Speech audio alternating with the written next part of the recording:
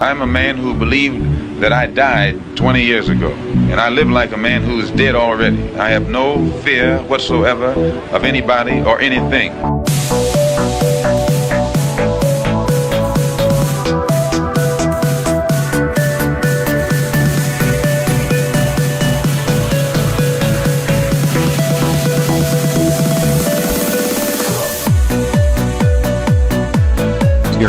I am an investigative journalist, and in 1996 I wrote a series of stories entitled Dark Alliance, which was about CIA involvement in drug trafficking.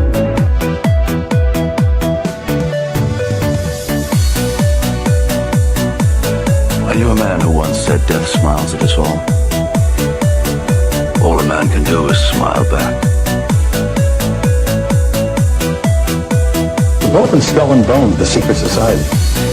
It's so secret we can't talk about it. What does that mean for America? The conspiracy theorists are going to go on. I'm sure they are. I don't know. I haven't seen the rest. Number 322. I sad duty to report this afternoon that my friend and colleague, Tim Russert, collapsed and died early this afternoon. I may die in this cell tonight or in the arena tomorrow. I am a slave. What possible difference can I make?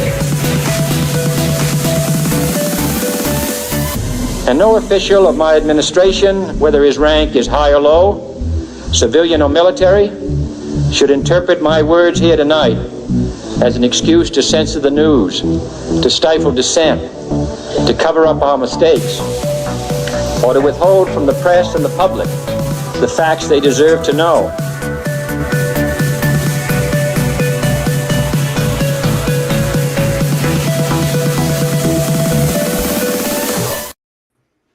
What up, everybody? Welcome to Already Dead with myself, Austin Picard from the Underclass Podcast. Obviously, we have Jules here, the homie, on the ones and twos. He's here with me tonight because obviously we're missing one schizo bro. Jose is late. He says he's gonna hopefully still make it tonight, which he might still come in by the call-in portion around 45 minutes to an hour in. So hopefully that still takes place. But either way, apparently he's watching over his cat, which is allegedly popping out one of the last kittens. So hopefully that all happens safely and he can make it. But either way, it's good to see you guys. And we have on Jacob tonight from the Rise to Liberty podcast, which obviously we've all done content with him in the past, and he's one of our brothers who's frequent in as far as in the call-in portion very often. But yeah, we figured there's no one better to kind of have fill the void in a way, in terms of just another like-minded individual schizo bro that wants to have a conversation about how much we despise the state, right? And so exactly, any chance we get, man. But first thing I should say is probably, well, first of all, Jacob, for anybody who's unaware of what you do, obviously, I think you should probably just introduce yourself and your show and kind of the things that you're more interested in researching and what appeals to you, if you'd like to. Go ahead, buddy. Yeah. So, of course, my name is Jacob. Run Rise to Liberty podcast. I actually just passed my 4-year anniversary, which is fucking wild. I didn't think I was going to make it this long. But I've kind of settled into my niche, which is like a parapolitics, I guess, really just searching like deep politics, anything that seems like is actually happening, but nobody talks about is happening. Really, I tend to focus a lot on MK Ultra and mind control. That's like my bread and butter. I'm pretty sure that, if we could just reveal how everyone, how mind controlled everyone is. I mean, I hate being lied to. Most everyone does. I've never met a person that says, "Oh, I love being lied to." And so if we can show people how much they've actually been lied to, a lot of people, not everyone, but a lot of people are actually going to wake up to that. I mean, you can tell them they've been screwed over by the Fed or, lied into a war or something like that, but doesn't really do it, or at least it hasn't. But really just being lied to literally about everything. I've actually had a lot greater success at, I guess, waking people up, although that's not my main focus. My main focus of doing what I do is exposing the things that they did in the past so they can't use the same technique in the future. I can't stop it. I can't change it. But what I can do is I can give a voice to the victims who didn't make it through it. I can speak for the survivors who did make it through it, but can't speak or won't speak. And I can try to reveal how the government has screwed us over, how the state has just fucked us royally so that they can't do it in the future, or at least it makes it harder for them. So that's basically me in a nutshell. Yeah, man. And that's like half the battle, right? Is once you wake up, then you have to relearn everything. Right. Right. That's man. Honestly, you have to remember where you were too, because then you're going to be talking to people who are not on your same journey. You know, exactly. Like I can't talk to certain people about certain topics because they're just not there yet. Yeah, I'm finding that obviously I think it takes, each individual has to come to kind of like introduce themselves to these ideas on their own terms, follow their own path to that destination, and hopefully they make it there. But the critical thinking is kind of like, obviously it's at a minimum at this point, and that's by design. I mean, we've been very much conditioned to embrace this new age systematic, you know, as far as it, to me, I think there's this level of deception that has been systematically entrenched for generations at this point. And I think that's what takes so much effort and discipline and rigorous commitment to sort of like peeling back that naive veil and the vulnerable, you know, just at least I'm always attempting to kind of prioritize my vulnerabilities and make sure that I'm attempting to manufacture these sort of defense mechanisms that I think should be very much well understood and in place in your own psychological framework. So then you can feel a little bit more like you're protected and you have at least while you're wading through this swamp land of manipulation, right? Which is so much of what the media cycle is. It's just smoke and mirrors and attempted misdirection at every turn, and to recorral us into these just these stables of consent, right? That's what it's always about, manufacturing consent. 100%. When I look at just Liberation Day in DC, boys, like, come on, we should all be celebrating, right? Which is just the funniest thing. The golden age of America. Yeah, exactly. He's going to liberate America's capital, and shout out Big Balls, because without you, this never would have been possible, obviously. And I think people should realize the fact that fucking the Doge employee that has been obviously making the rounds for quite some time, and was kind of introduced to the public a few months back, and kind of the media took that sort of hilarious just direct connection to Elon and obviously ran with it at the time, and then Big Balls himself, right? It turns out was allegedly this individual who was a part of the Neuralink program prior to his employment at Doge, which I thought that in itself was hilarious, right? Because if you consider like modern Manchurians and how you could potentially put a position, an asset into place and sort of create this strategy of tension, which is just the Gladio playbook all day long, then there's much you could accomplish, especially if you're considering the sort of just the, in my opinion, there's always an attempt to set the precedent going forward for the totalitarian tiptoe, right? And I just think this is one more example, right, of Liberation Day just being another step in that totalitarian tiptoe to providing this sort of avenue to further consolidate power, right, which is always kind of the case, and circumvent state rights at the same time. And all of this while the federal government manufactures consent, increasing the centralized, sort of stranglehold. Right. And so it provides us with the perfect window into the self-serving nature of the state. Right. Well, I mean, all they're doing is just executing what they want done and then just getting us to go along with it. Exactly. or to vote for it, to pay for it, whatever it may be. God. But like I saw it was Monica, right? Monica Perez. She she posted a Wall Street Journal article about this, and she was talking about how she figured that defund the police was always actually about a national police force, right? And and yeah, just as far as like it was another sort of, in my mind, I understand what she's trying to kind of present as far as like this is just another kind of layer to that operation, in terms of the defund the police was in reality a way to kind of get the left to sort of embrace this notion of a federal police force, right? And now the right is being very much influenced in this very similar direction, but through it's wild though, because we already have a federal police force, several of them. right. I mean, I'm just saying, even like the Department of Education even has like a private security force.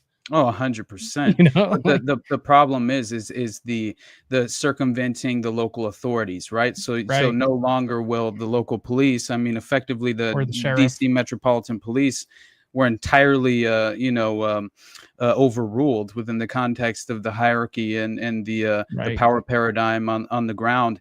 And so I think that's the ultimate concern, is obviously the National Guard and the feds taking over the police departments, which is never a good sign, which clearly there's been an active I think playbook of infiltrating local police departments for how long?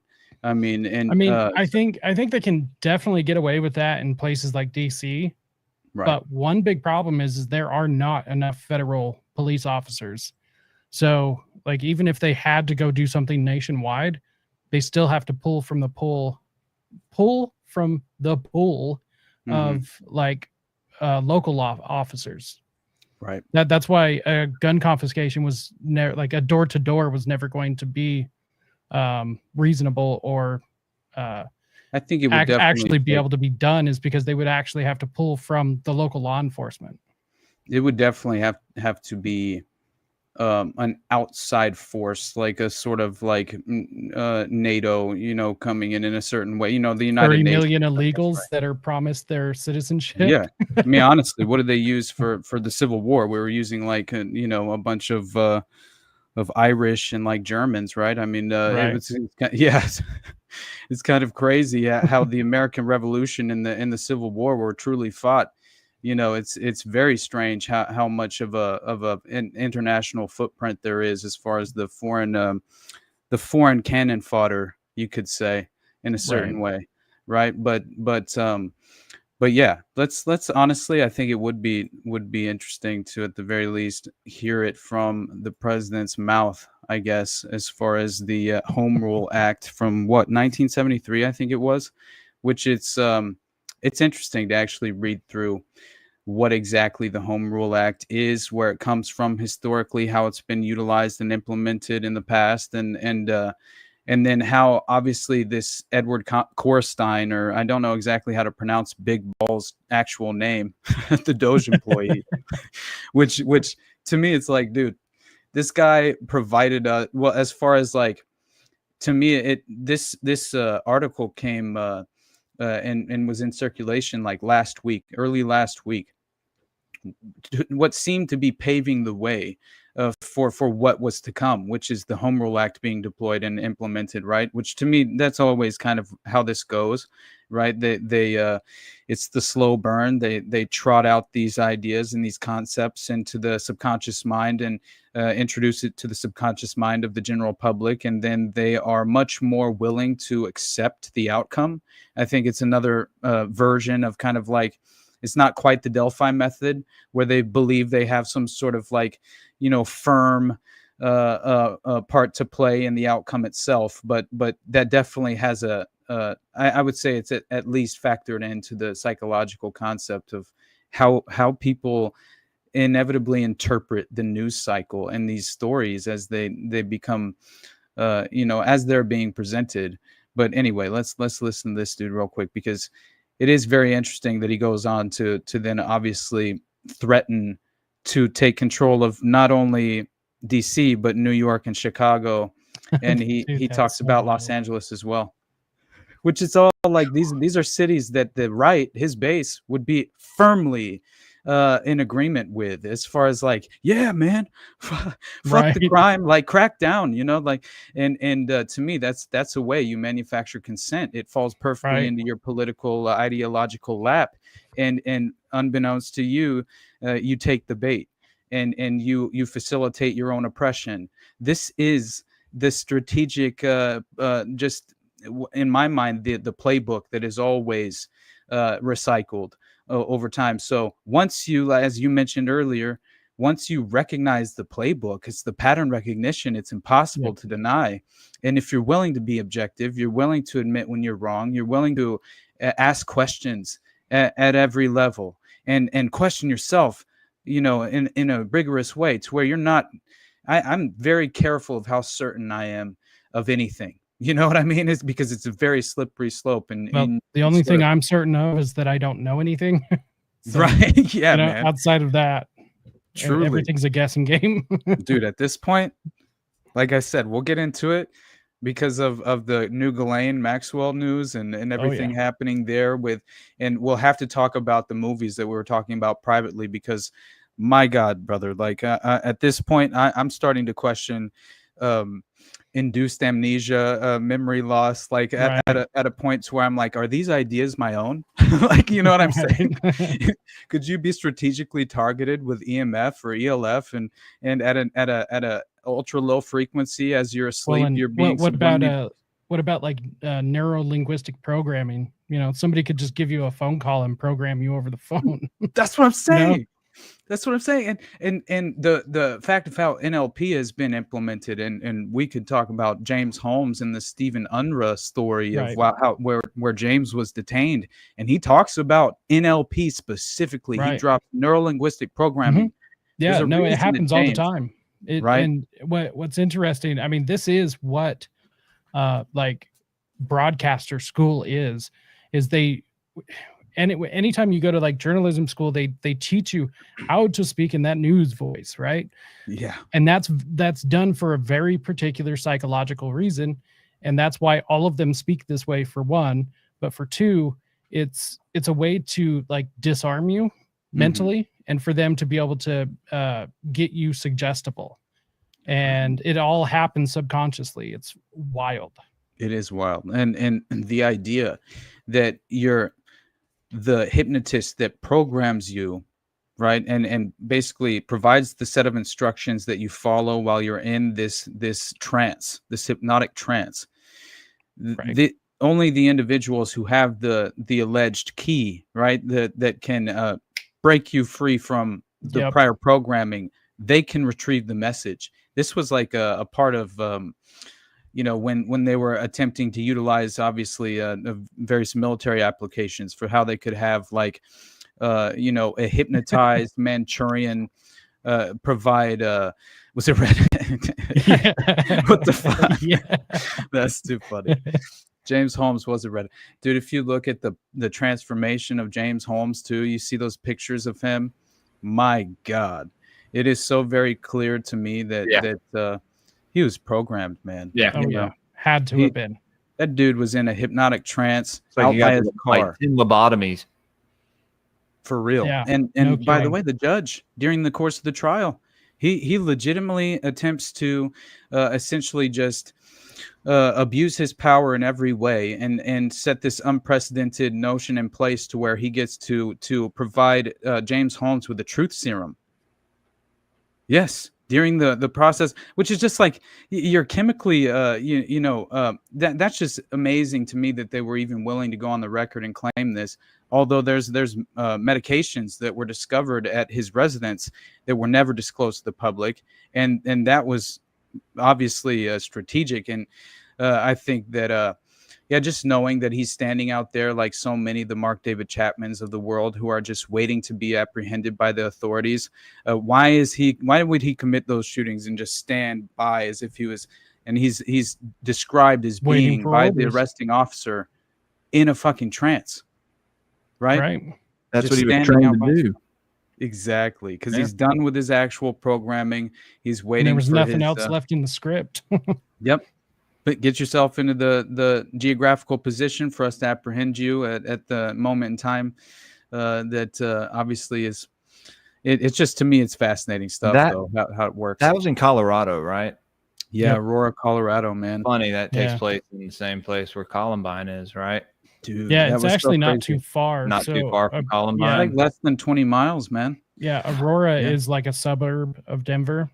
How are we looking on ley lines over there? What's the energy ratio? I heard that basically, oh shit, I have it on a note somewhere in my trillion notes that I have on note cards, and basically it was just the point was that around that area in Colorado near the military base there, I forget the name. It's not Loveland. I know it's not Loveland, but I forget the actual area in near Columbine where they claim it's essentially like this sort of military safe haven, right? Where basically it's like an intelligence community, and that all these intelligence assets have sort of gone there to retire, quote, retire, right? And in reality, it's really just kind of like a ground zero for some of these domestic operations and how they're greenlit, how they're controlled at the local level. That's why, what's her name,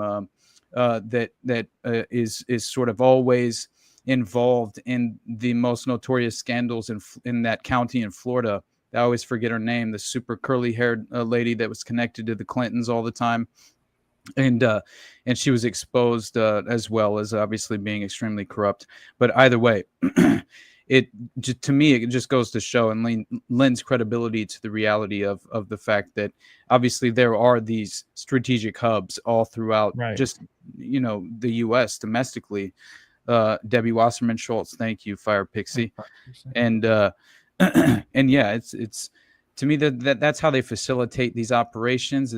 I discovered a very similar pattern in the Atlanta child murders case, right, where they have like this avenue, this pipeline from Miami to Atlanta to Houston to Chicago, right? And this is the distribution network, and it goes all up and down the East and West Coast, and they have these domestic hubs throughout the Midwest and various other. Ohio, I think, is another great example of that, right? Let's not forget that Elon Musk helps run a boring company that just released some technology that's apparently like changing the game for boring tunnels everywhere. So wow. Just something to keep in mind. It's unrelated. I've been looking into underground cities for the last 2 hours before we got on the stream. So if you want to go there, are you kidding me? There's definitely something. There's something weird about Colorado because you have the Denver airport as well, right? Dude. And then obviously because of 9/11 was a giant ritual, we know that a lot of these mass shootings, these false flags, psyops, whatever, are probably in some fashion some sort of like a ritual, not on such a large scale as something as 9/11 would be, but not everything. You know how it is. All these groups are all into the occult. So, there's a reason that Lawrence E. King was flying in his private plane after picking up Paul Bonacci, and they're procuring children, abducting them off the street, and picking up the director who's going to film the child porn snuff film that would later take place. And they were flying in. Well, first of all, they're in, I believe it was New Mexico they were first in, and then they would fly private to the Denver International Airport, and San Francisco was another location that they would fly in.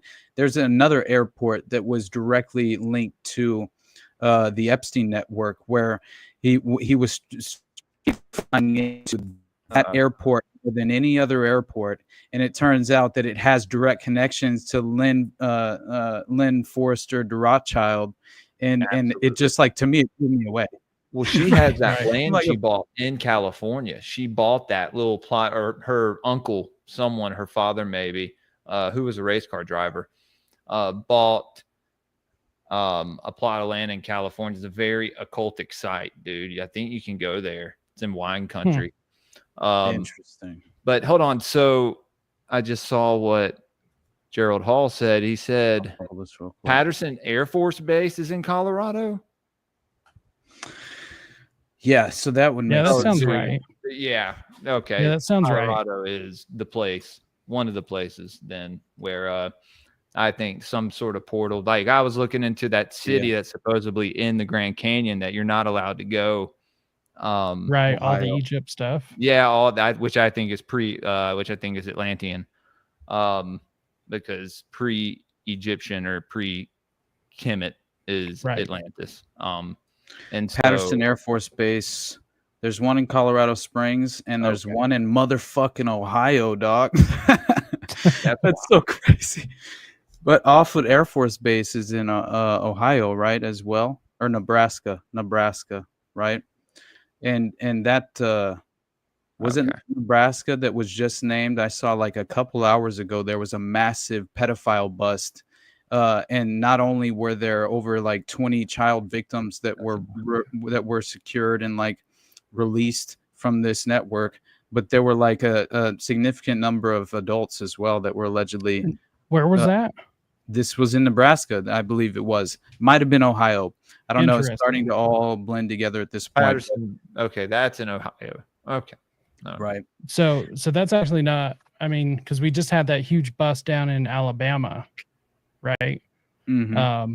And so now we've got this other bust just a little far north. This mountain supposedly. Sorry to interrupt, Austin, but this guy Mike's talking about Cheyenne Mountain, supposedly one of the mountains where a fallen angel is buried underneath, just out of conspiracy lore. Right. And I mean, at the very least, they have a military base, so it's like there's going to be high strangeness no matter what. Because every time you have an Air Force base or just any military base, you always have clusters of like cults and Satanists and like all sorts of crimes and everything. It just follows military bases no matter what. Because the same thing where I live, we have Hill Air Force Base, just literally like in my backyard, and then a little bit south we have I can't remember the name of the base, but it's out in Tooele, Utah. Mm-hmm. And dude, the size of this base, it is 800,000 square miles. Jesus. It is the size of Rhode Island. That's one military base. So, I mean, what the fuck are they doing out there? Right. That is nuts. Keep in mind, they also have one of the, I think it's 5 or 6 hottest incinerators in the world. My God. So they literally incinerate like medical waste and like weapons and all sorts of stuff out there. And it's like, they do chemical testing and a bunch of MK Ultra stuff, I'm sure. It's for sure. Of course, dude. Yeah, you know what's crazy, Jules, is that you bring up these sort of underground cities, right? Like, dude, it's not only does that obviously apply to Catherine Austin Fitz, right? The woman that we played that clip, didn't we, on Already Dead, I think, where she was talking about underground cities being developed and all of these state funds being provided for this reason. And it's kind of basically a black budget operation that she was describing, but it was far more sophisticated than people, any of us would have really, I think, kind of even been able to conceptualize in a way. But what I find interesting is that I just did Dutroux Part 3 with Jose last night, right? And my God, man, like obviously whenever they were investigating the Dutroux connections to the Satanic Order of the Abrasax or Abraxas, right? Abraxas Order. Yeah, in Charleroi, or I think it was in Charleroi at the time. It might have been, but either way, the connection there in Belgium and the high priestess of the order, clearly there was this mine shaft that was associated to the investigation that was raided by the authorities whenever they raided the Satanic Order of Abrasax in the area, that was directly affiliated with Bernard Weinstein, the Dutroux accomplice, which was later buried alive on one of Dutroux's 7 properties. Right. So was that connected to the castle, you think, at all? That supposed castle that he was taking all these kids out to? I'm starting to think there were far more. Now, I'm under the impression that not only was Dutroux studying how to sort of like engineered these underground tunnel systems, and beyond the dungeon that he helped, as far as like that he helped create, and really kind of studied the way that he would implement the architectural integrity of the structure itself, and the air ducts being specifically created and crafted to where they would not provide a sort of scent to. It would be outside of the building directly, to the point to where if the building itself, the property was raided, the dogs would not be tipped off by any sort of scent from the dungeon itself, from the actual victims, which is crazy to me. But the whole point is that basically this mine shaft that was brought up during the investigation was deliberately mentioned by the authorities as being involved with the Dutroux network, and that they were apparently taking children there. And so it turns out that, and I just found this when I was just prepping for part 3, it was an additional detail that I'd never discovered before. And clearly when they raided the satanic order of Abrasax or Abraxas in the area, they discovered these jars of blood, these human skulls, like, it was very clear and obvious. There are jars of urine as well. It was so much like the finder's warehouse. It's fucking crazy. And, but still, clearly there was a occult ritual sacrifice utilizing blood in a certain way as well. And that was all connected. But beyond that, it turns out Dutroux was utilizing this mine shaft. And according to Michelle Martin, who was his spouse for a time, that he had married for basically, I think it was his second wife, and essentially she became one of his accomplices, and she claims that she had a plan to create a literal underground city in this mine shaft where the girls could be housed. What? Yes, Dutroux claimed he wanted the underground city to actually be a safe place for the girls, so they could be protected from the pedophile ring that had him in their service. Pedophiles. Wow. Could you imagine? Imagine. What a great guy. Seriously. If you read about like what the victims were claiming, during as far as when they're testifying about Dutroux, like he legitimately was convincing them, he's having them write home to their families. He's like, it was so psychological as far as the manipulation involved. Not only was he utilizing the sort of, who doesn't have jars of piss in the tunnels under their house? My God. Yeah, and that's another thing with the, we'll have to pull the McMartin tunnels at some point and talk about that too. Yeah, man. Yeah, we're gonna have to do an episode. Yeah, I've got the archaeological survey that they did, which is an incredible document if you've never read it. Also, I actually had somebody argue with me about this one time. It was somebody saying that, Ted Gunderson was all over that. No. This is something Ted had nothing to do with. What was it? It was when he showed up. And so because they were doing the excavating, of course. Oh, you're talking about McMartin? Yeah, McMartin. Okay, yeah. So when they were doing the excavating, the one that the parents paid for, Ted actually showed up, which to me, I think lends credibility to him being a still active Fed. Yeah. Because he had to show up to see what they were doing, be able to report back to somebody. But it's just incredibly interesting if you read through that document, because I mean they found the tunnels. So like Dude, I read through it on the witch hunt narrative episode that I did. It's honestly it's one of the craziest episodes I ever covered, because it was when I covered the Presidio as well, right? The Presidio scandal, which brought in Michael Aquino, of course, and Joyce Tobin and all of this just, my God, man. I mean, in the poo-poo baseball game that he's playing with these children it's just legit. The Child Development Care Center, which it's terrible, man. You're talking 3-year-olds unable to even describe their abuse, going home with being legitimately sexually assaulted and kind of recoiling it, body, man, dude, and like physically recoiling. The way that it's described is how the parents had to engage with their child to discover what happened to them. Is just the most disturbing thing I'm telling you, man, there's Yeah. a reason that sometimes when I walk away from this, it's like I do feel like there's an emotional impact, like there's an overall toll that that it sort of is. Oh, there is. Yeah, There man. is. We're all trauma bonded together. Yeah, 100%. That is very true. And but yeah, it's, to me, I just think that and by the way, it was John DeCamp. He very much described like sort of the origins of Monarch mind control, you know, and Project Right. Monarch.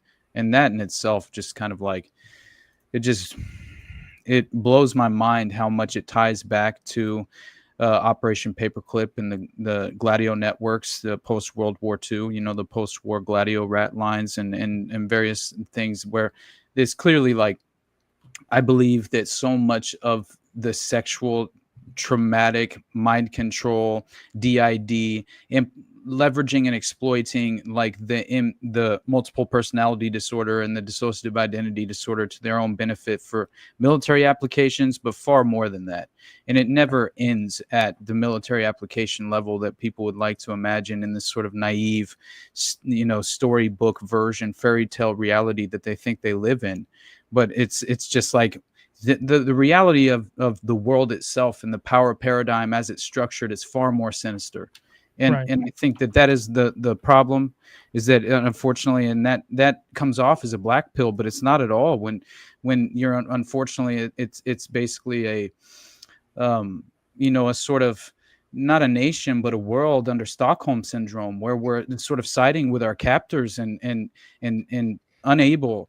Right, we're defending against our own best interests at every level, and we're lashing out at the individuals who dare to try and break us free from this, you know, this sort of ideological prison. Dude, I had this conversation with I can't remember with who. It was a long time ago, but you know, I was telling them, it's like, I don't enjoy this, you know, like this isn't like, yeah, I get to hang out with my friends and come and talk to all you fine people and everything like that. That part's fun, right? But like the actual work of this and finding out like how terrible it is, that's not fun. I don't enjoy knowing these things.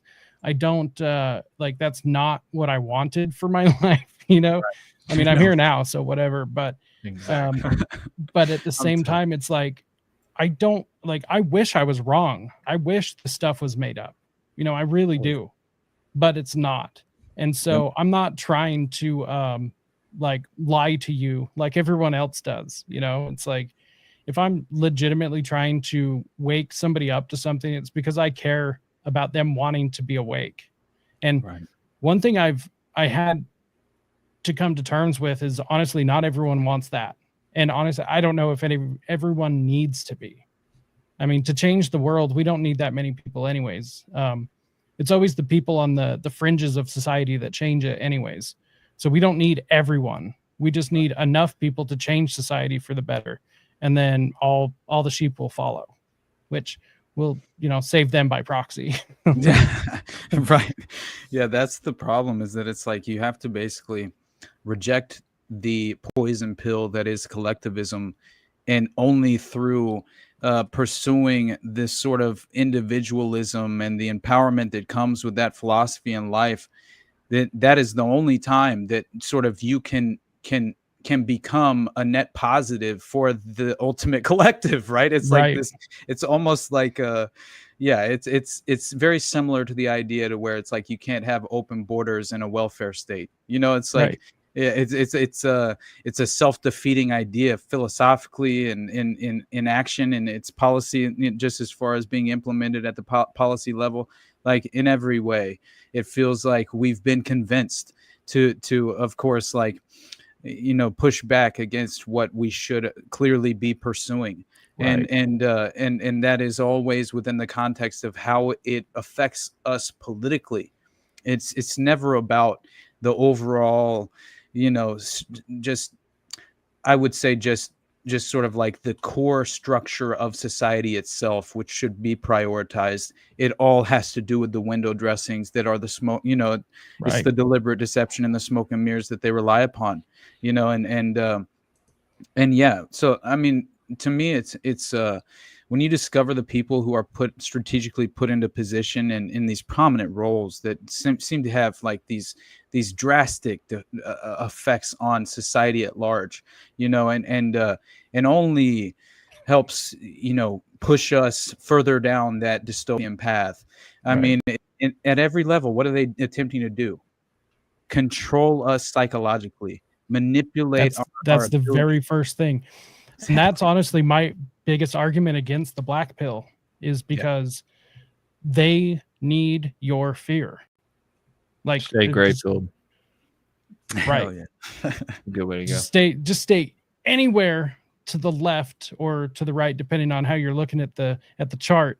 You know, just stay away from the black pill, though, because I'm genuinely certain that a real genuine black pill is a psyop. They want everyone hopeless, you know, because that means you're easier to quell before you could even think of getting up a rebellion, you know? Yeah, but then you got white pills like Q, you know, that are also Q psyops. is a fucking clown pill. Yeah, that are also psyops. So trust the plan. They're throwing them at us from both angles, good and bad. So exactly. Have discernment, my brothers and sisters. Yes, sir. My children.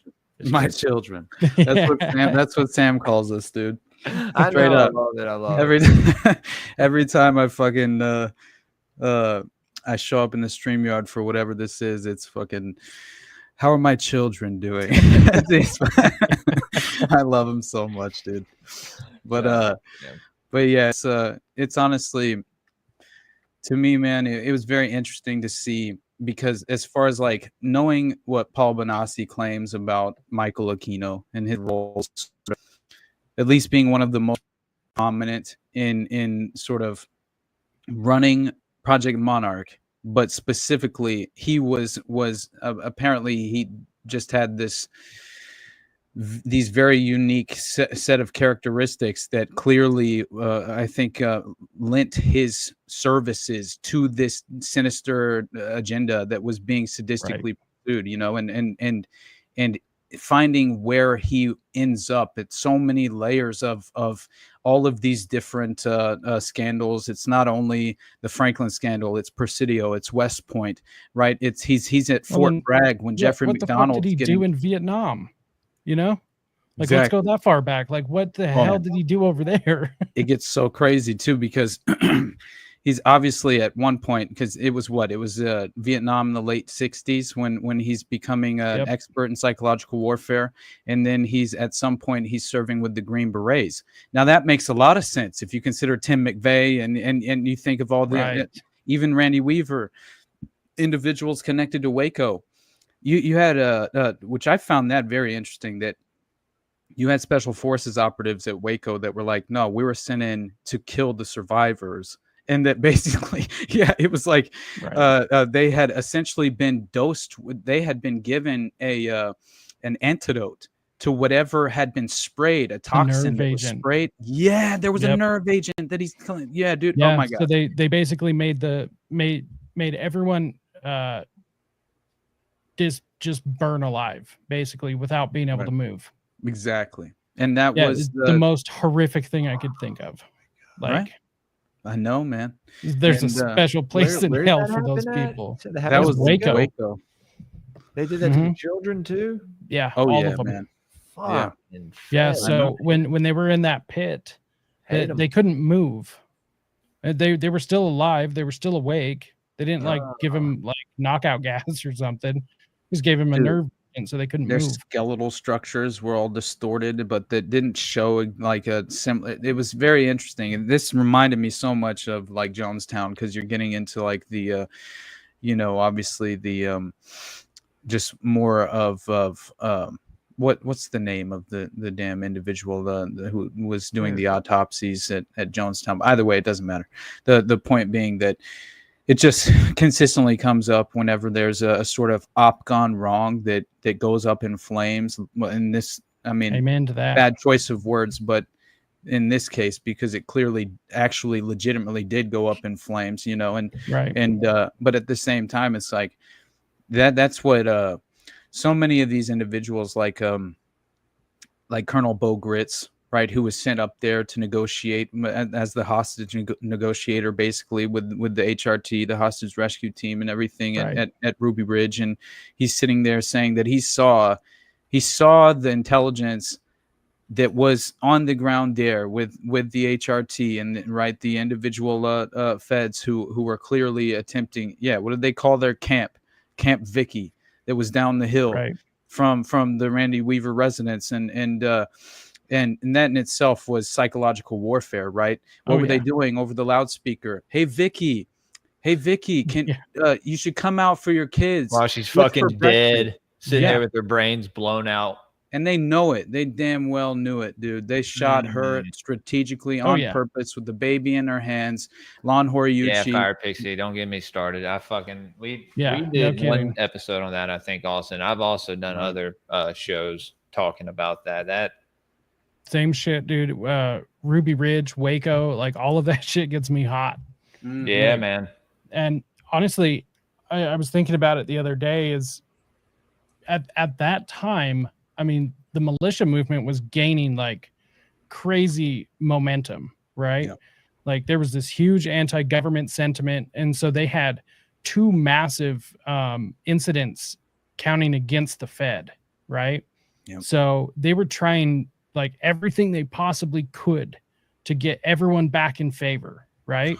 100%. And then what happens? Oklahoma. Like, and then all of a sudden it's like demonize the militia. Anyone speaking out is just crazy like these people, and then weaponize that mindset, but position them against the terrorists, the international threat, right? The ghost that we can never actually identify, like the passport. What is the rubble? Exactly. But what a strategic way to sort of obviously, kind of push that momentum in the wrong direction. You know what I mean? As far as how it would affect the general public and in large part. And then 9/11 just, it confirmed and reinforced it all. The 9/11 was just like them trying to recapture what they had under the Cold War with communism. Oh, yeah. Great the Reds or the terrorists, it's the same thing. It's the same script. 100%, man. Yeah, I'm just at this point. You see how many people Aquino was close with as well, like individuals who like Jacques Vallée as well was directly affiliated with Michael Aquino. You're talking like these leaders in the UFO community, in the New Age, right? This New Age that movement explains so much. I mean, exactly, man. New Age is straight up a cult. Like 100%. It's the worst. It's the fucking worst. And for me, like the idea of obviously the rules of engagement and everything at Ruby Ridge, but the Green Beret connection, they were claiming that Randy had been programmed in a Manchurian Candidate program while he was a Green Beret, while he was affiliated with, that's why he actually even knew Bo Gritz, and why Bo Gritz later on said that Jonestown was an op gone wrong, blew up in their face, so they lured Congressman Leo Ryan down there, who was a thorn in the side of the intelligence community at the time. He's investigating MKUltra facilities. He's going to all of these different institutions and these prisons, and he's legitimately showing up at Langley and saying, "Show me the files." Like he was that type of person, right? Which is just crazy. He's saying Patty Hearst was mind controlled, that she was a part of an operation, and that it was connected directly back to intelligence. Absolutely. And you can tie that in directly with the Phoenix Project as well, with Colston Westbrook, right? Who helped secure, I mean, well, at the very least, he was a part of that Angola that black site property in damn it, why is it escaping me now? In Ghana, thank you. Yeah. And we needed some strategically placed soldiers down there at the time. I mean, for we were looking at oil. Oh yeah, dude. What was it? So- Venezuela or what? What was the? Yeah, it's that's on bordering the border. Venezuela. It's right on the border. If you look at Yep. that, where the People's Simple Agricultural Project was, Right. but it's perfect for if you're launching black ops. You know, it's like, why was the British Black Watch in the area? Just so kidding. happened to be patrolling in the area at the time that the People's Temple decided to commit revolutionary mass suicide. I don't think so, man.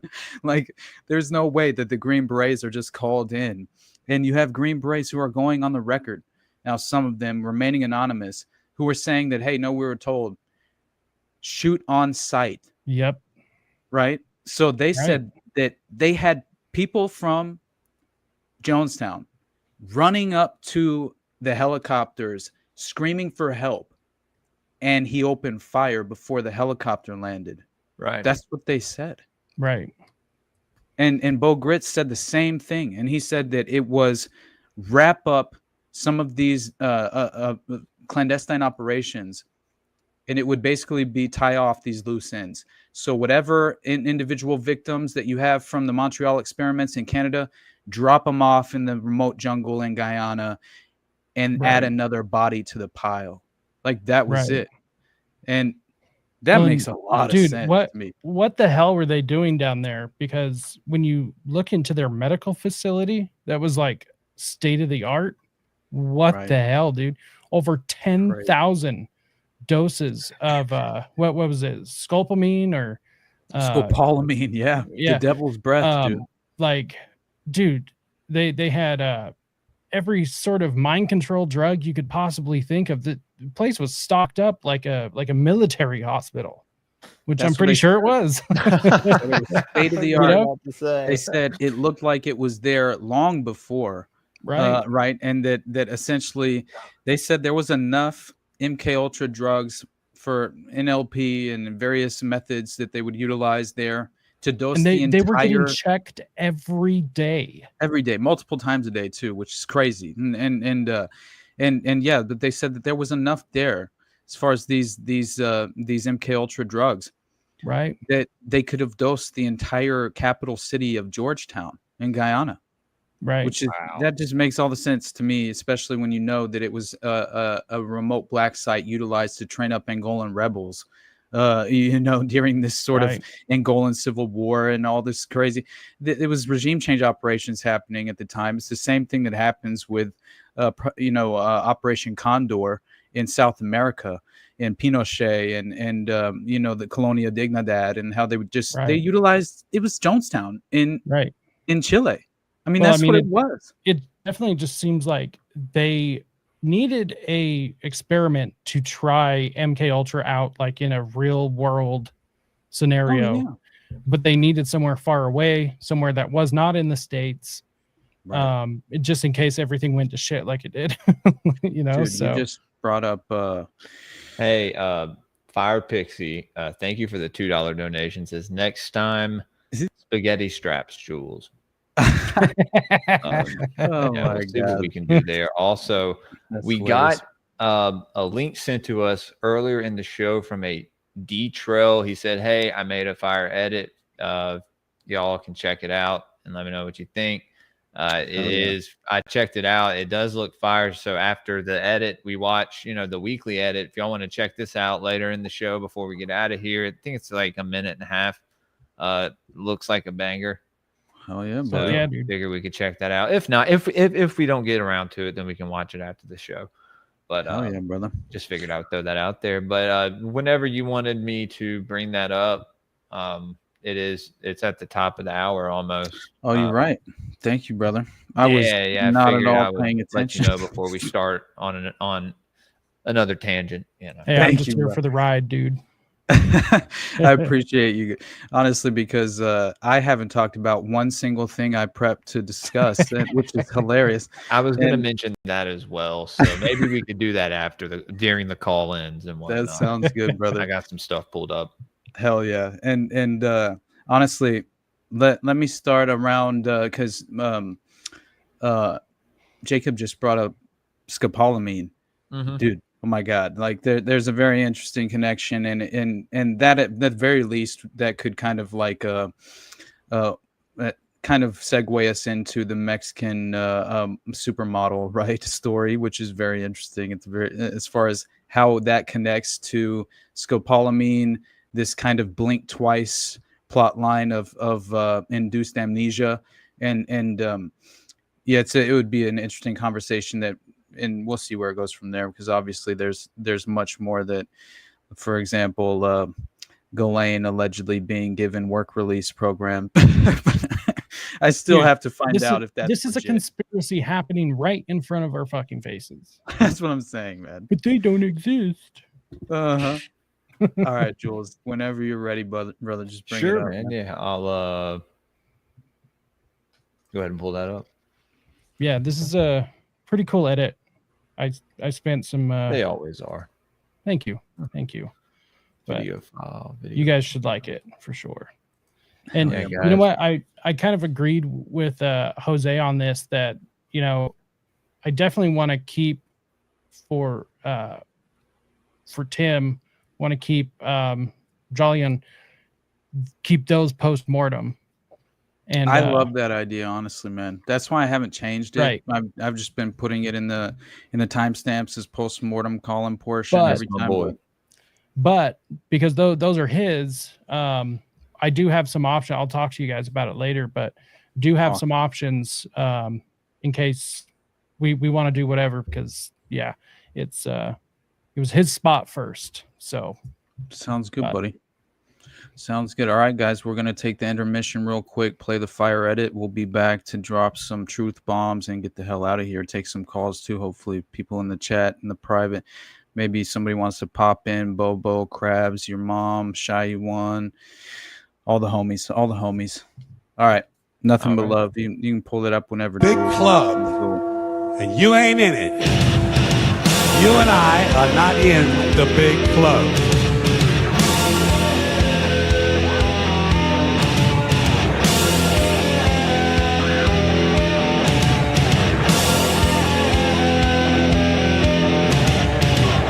So much misdirection happening, ranging the spectrum politically at this very moment, that we have to be cautious.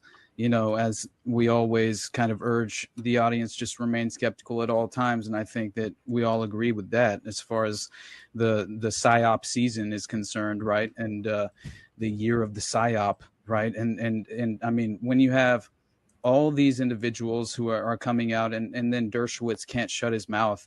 Like, my God, dude, why is he telling Glenn Beck that Epstein was, like, he's certainly attempting to confirm that Epstein is not a Mossad agent. He wasn't a pedophile because he liked 16-year-olds, and that it's a goddamn pedophile to me, doggy.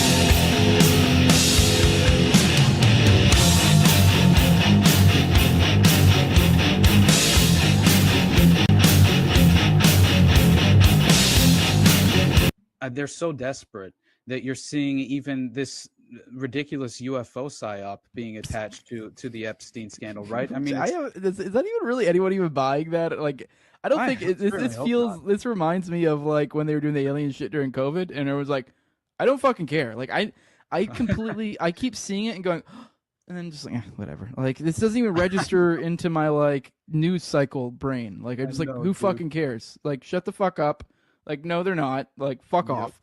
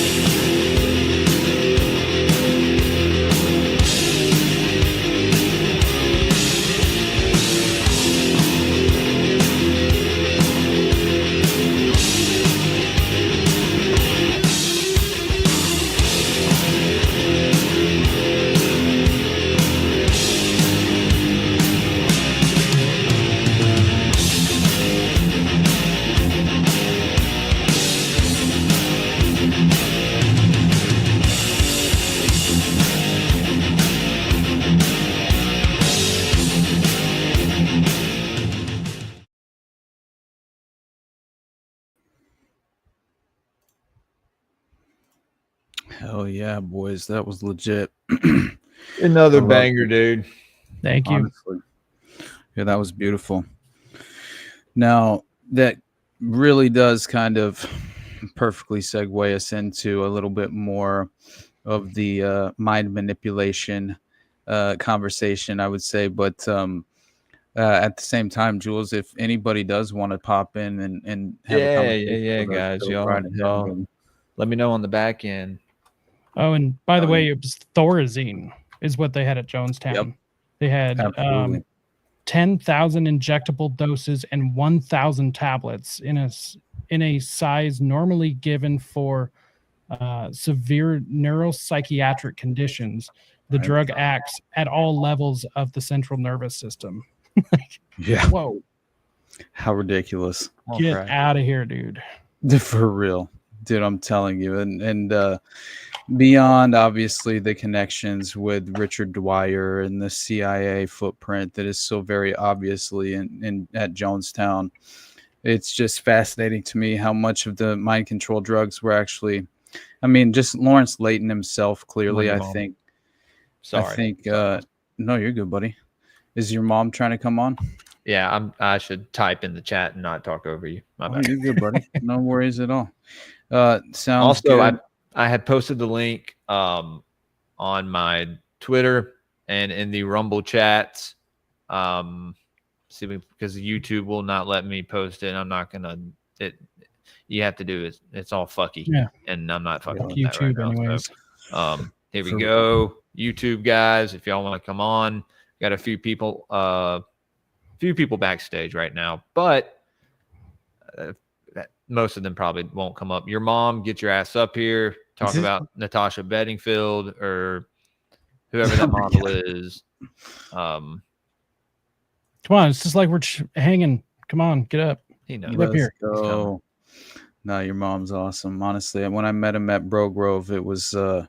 I'm glad I got to meet him. I honestly wanted to spend a little more time with him, but I didn't get to see him for the rest of the time. Honestly, after I met him the first time, but it was pretty busy. It was a lot of fun going there. I wish you guys could have made it. Honestly, next time, Jules, you got to try and make it, dude, for real. But I don't know. It would be pretty cool to eventually at some point see Already Dead live. You know, that would be cool, and I would definitely be able to make that since Well, you would have to. You have no choice. Yes, I know. No, that would be awesome. Honestly, I had one of the homies that client number 9 or whatever whatever he puts his name as that comes on and talks to us and usually drops some bombs. Comes correct with some legitimate information. He kind of pitched the idea that we should try and do some sort of at least something similar as far as just a more community driven as far as a live event, because honestly I do think there's something to that, and just the idea that so many of us, we started this to begin with because we were so desperate to find like-minded individuals we could have these objective and open-minded conversations with, that it's like that to me, it provided me with hope, but it inspired me and gave me fuel moving forward. It was like, my God, I felt like, as it sort of just reinforced and reconfirmed the idea that we're heading in the right direction. I think what we're doing is pursuing something worthwhile. And I just think there's something beautiful about, this, at least the path that we seem to be pursuing at this moment. And the in my mind, just the willingness, to kind of come to terms with certain things and just realize that in sort of pursuing your own self-improvement, you can kind of lift, each other up and kind of have this sort of law of abundance type of dynamic that plays out in a way that sort of only helps everyone involved. And yet you're collaborating, but, you're bringing the best out of each other. And it's like something that I think is just, it's been the most beautiful, just concept that I kind of stumbled upon. It was never going into this. Was it kind of like a conscious priority? that I was focused on. It just sort of all happened because I think when your heart's in the right place and you have good intentions, and you know how to, at the very least, you can kind of read people for who they might potentially be, and if they sort of are acting in good faith, right? Like this, it's something you have to work on. I think some people are naturally better at it than others, right? True. Just level of perception, but because so many people are just kind of wandering through life, I mean, that's just becoming more and more obvious to me as I become as I get older. But your mom is in the chat. What's up, dog? Your mom in the show. Good evening. Dude, Jeff Anderson just dropped a legitimate idea in the chat here. Austin building up to the big announcement of Already Dead buying a compound in Guyana. No. Let's go make the People's Temple great again, guys. We're gonna rehab the image of Guyana and Jonestown, and we're gonna start our own compound, right? Doesn't that sound great?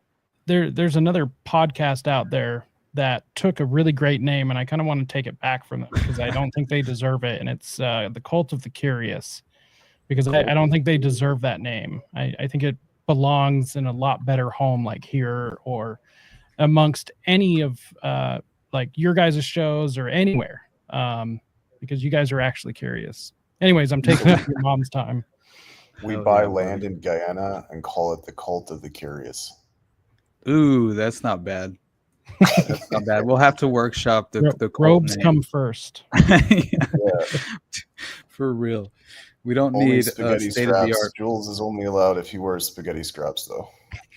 Oh my God, Jules will be the GIMP that we have in the tunnel system. Oh shit! Water's free for everyone. That's how we get everybody in. Just to get free water. Wow. I'm gonna say some Mad Max type shit. How long have I been muted? I don't know. I just now noticed. I don't think that it's been very long, but that's so funny, dude. Valley of Men. Let's hope it's not just men, but yeah, that's hilarious. My God. But yeah, I don't know. What do you got? Your mom? You got anything pressing that you want to talk about? I mean, you brought up some really good shit about PragerU in the pre-chat. I don't want to take up too much time because there's stuff that is actually important that's going on. But you also mentioned the most recent model, like spurging out about pedophiles and then disappearing. And I just wanted to tell everybody about this woman, Natacha Jaitt. She was an Argentinian model who was found dead of a cocaine and alcohol overdose in 2019 after going on an Argentinian talk show and connecting the Pope to a child trafficking ring through this major dude. And Jules, if you can look in the back private chat, I lost all my links when I had to restart. If you could just bring that up real quick. So like this dude, something Vera, he was like the head of Argentina's like trafficking vice squad thing. So like she said that he was a pedophile, and she knew that like basically these FIFA dudes were going around and like raping small boys for like soccer shoes in like poor towns and shit. And he's just a total piece of shit, dude. And he connects to the fucking Pope. I was trying What's to the name of the girl? Natacha Jaitt. She kind of has her last name. Jaitt, and it's Natacha spelled Natacha. And she was an Argentinian model who died in 2018. She went on the talk show in 2018, and she called out a lot of people, bro. And it was like a big show. It's like going on Oprah and like outing the Pope. Like Argentinians were it was like a big scandal back in the day. And then soon after, she was found dead of a drug overdose, which is a convenient eyes wide there are shut. many of those. I'm beginning to realize these kind of not only are there sort of convenient suicides that are taking place around many of these scandals, especially during the investigation. Like if you look at when Operation Othello was being conducted, where they were sort of running the surveillance, this secret surveillance investigation on Dutroux, which was entirely doomed to fail from the start because you had members of the gendarmes and local authorities who were all compromised and you know, as far as corrupted in the context of being involved directly with the network. There were members of the gendarmes and the local authorities who came forward claiming that Dutroux himself personally attempted to recruit them to help with not only police protection but with the abductions during the right. So basically, they would have police protection during the abductions of the children, and this was there. Man, they were stealing cars. He had like 7 properties, but he had multiple garages, and you had witnesses come forward who had properties across from one of his garages, came forward and effectively blew the whistle on various vehicles that were attached back to this Dutroux property in the garage itself, which later on, there's like a motorcycle that was involved in the assassination of Andre Kool's, this socialist political leader in Belgium. And there was an assassination in like 91, and he gets murdered out front of his girlfriend's apartment. It's so strange. His girlfriend, I think, inevitably is convicted. It's like complete and total nonsense. Bro, and, tell him about the fucking dude who tried to steal the guy's car and fucking he tracked him down and raped him. Dude, oh my God, it is crazy. Yeah, man. Like it's not the guy that you're it's a dominance thing. It's not even a sexual thing. For real. And I think that was like take my car. Exactly. But I'm pretty sure he stole someone's car, and then they came and got it back after they found where that's it what was. happened. Yeah, and then Dutroux goes, steals it again, and rapes them. It was like the craziest story. But yeah, it's fascinating how much. Obviously, it's not funny, but it is fucking like it's extraordinary. And the reason that we have to laugh is because of how like sadistic the abuse truly is. Right. Yeah, in in context of the network. And the abuse that was kind of conducted through that process.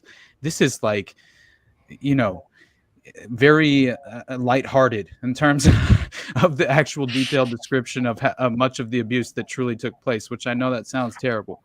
But, you know, when Dutroux in 83 is raping a 58-year-old woman with 2 other accomplices and then shoving a razor blade in her vagina, I mean, it's like, yeah. And this is just like normal.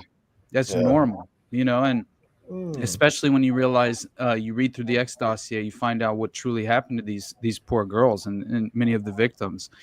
And that in itself isn't even scratching the surface, man. And it's so very often that technique came up as well, which is shocking. And it was not only Dutroux who was sort of utilizing that strange method of carving up you know, the obviously, yeah, it's just it's disgusting, but dude, how do you, but like, and we all know, well, like obviously you're a deep researcher, so you know all about this shit, and then like you have peripheral people like myself that are aware of it, and then you have these ADL fucks that go work for fucking Israel in the late 60s and then start like mass media companies that are now going to take over the fucking education system, like PragerU. Oh my God, for real, dude. And that is such a crazy story, especially when you as far as just like you're finding out that obviously there's this announcement that just was made that allegedly the White House is partnering with PragerU, and this is clearly this PragerU is an education company that's already been making this content that's artificially intelligent driven and it's basically it's already launched the series of education programs during the Trump administration that were all sort of driven by AI, and then apparently the Trump administration is now considering utilizing PragerU as a substitute for PBS, right? The public broadcasting system, which obviously we all know, you know, if you're CBS, PBS, you know, MSNBC, I mean, every single one of the sort of even just the 3-letter media empires, they very clearly represent, in my mind, the 3-letter agencies, right? It's basically they are the voice box for the intelligence apparatus, and that's why NBC, ABC, and PBS have so very often been utilized as the voice box for the permanent establishment, and so the White House partnering with PragerU makes all the sense in the world, especially if you remember the fact that not only was like Candace Owens tied back to PragerU in a certain way, there was also the direct connection to Kash Patel's girlfriend, right? Who she Alex Wilkins is seems as if she's some sort of Mossad agent, right? And worked for the fucking PR company, right? That was Mossad. That exactly. was doing publicity for them, right? Yeah, it was Unit 8200, right, which is all directly connected in with Mossad and the IDF applications to what they would utilize these sort of. But to me, all my friends on 4chan, that's who I'm talking to. I'm literally talking 8200 bots all day. So funny. Like a Hail Hitler. For real, dude. 100%. But she herself goes on with Megyn Kelly and like denies being a Mossad agent, right? And says that she claims she wasn't running a honeypot and she was not sent as a honeypot by Israeli intelligence to sway her powerful boyfriend's decision inside the FBI. Now I believe her. Now I believe her that she said it. Yeah, for real, he dude. Totally just divorced her he divorced her wife, and then a fucking beautiful 29-year-old just fucking falls into his lap. Yeah, right, dude. Happens to be the director of the FBI. Exactly. That's what it's so crazy though when you begin to realize, like, well, first of all, the Telecommunications Act, right, of 1996 is what it reminds me of in a certain way, as far as all these media mergers that are happening. And there was like this I think it was a couple months ago. I can't remember now, but it wasn't very long ago, but it was still long enough that it has been covered and kind of came and went in a certain, as all of these stories do, as far as the media cycle and how kind of, it's just very short-lived in terms of the prioritization of these stories, and who even it's impossible at this rate. But anyway, the point being that there was this article, I think it was at the Atlantic something, where they ran like Larry Ellison, Trump's new media mogul, something to that effect. And it was basically this whole sort of playbook that was being utilized by the current administration. And that Larry, as being sort of a tool. Now, their framework of it is that obviously, Trump and his administration is at the head of this, and they're leveraging Ellison and this media mogul, partnership to their own advantage. I think it's different than that. I think it's much more likely that Larry Ellison's far more powerful than a Donald Trump, and that he's clearly just utilizing the current administration as a tool to sew himself into the current structured paradigm in the media apparatus to then, gain this very much what inevitably becomes and ultimately a monopoly, a media monopoly in certain ways. So that's what it reminds me of more than anything is the Telecommunications Act. And and that was signed by Clinton in 96, right?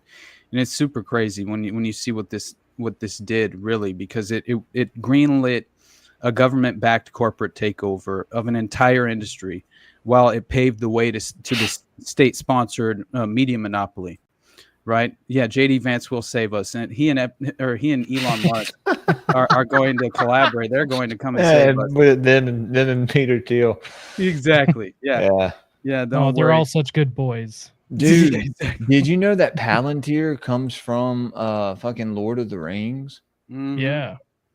Yeah, it's crazy, dude. The Seeing Stone. They're the orbs that get corrupted. The orbs, yeah, dude. Fucking that get corrupted. Crazy symbolism there, man. Yeah. It's the Seeing Stone, and like it's how they would communicate with the all-seeing eye, right? In a way, and that just to me. And then the power was abused. Of course, which is symbolic in more ways than one, but yeah, this is nothing new. And I think this is just kind of the modern rendition of the Telecommunications Act in a certain way. You're just seeing these major media mergers take place, like Skydance Media ran, and apparently, basically, there was a partnership where Larry Ellison financed his son, David Ellison, who runs Skydance Media, this company that just held this major merger with Paramount Global and created a new media partnership in an entity called Paramount and Skydance Corporation.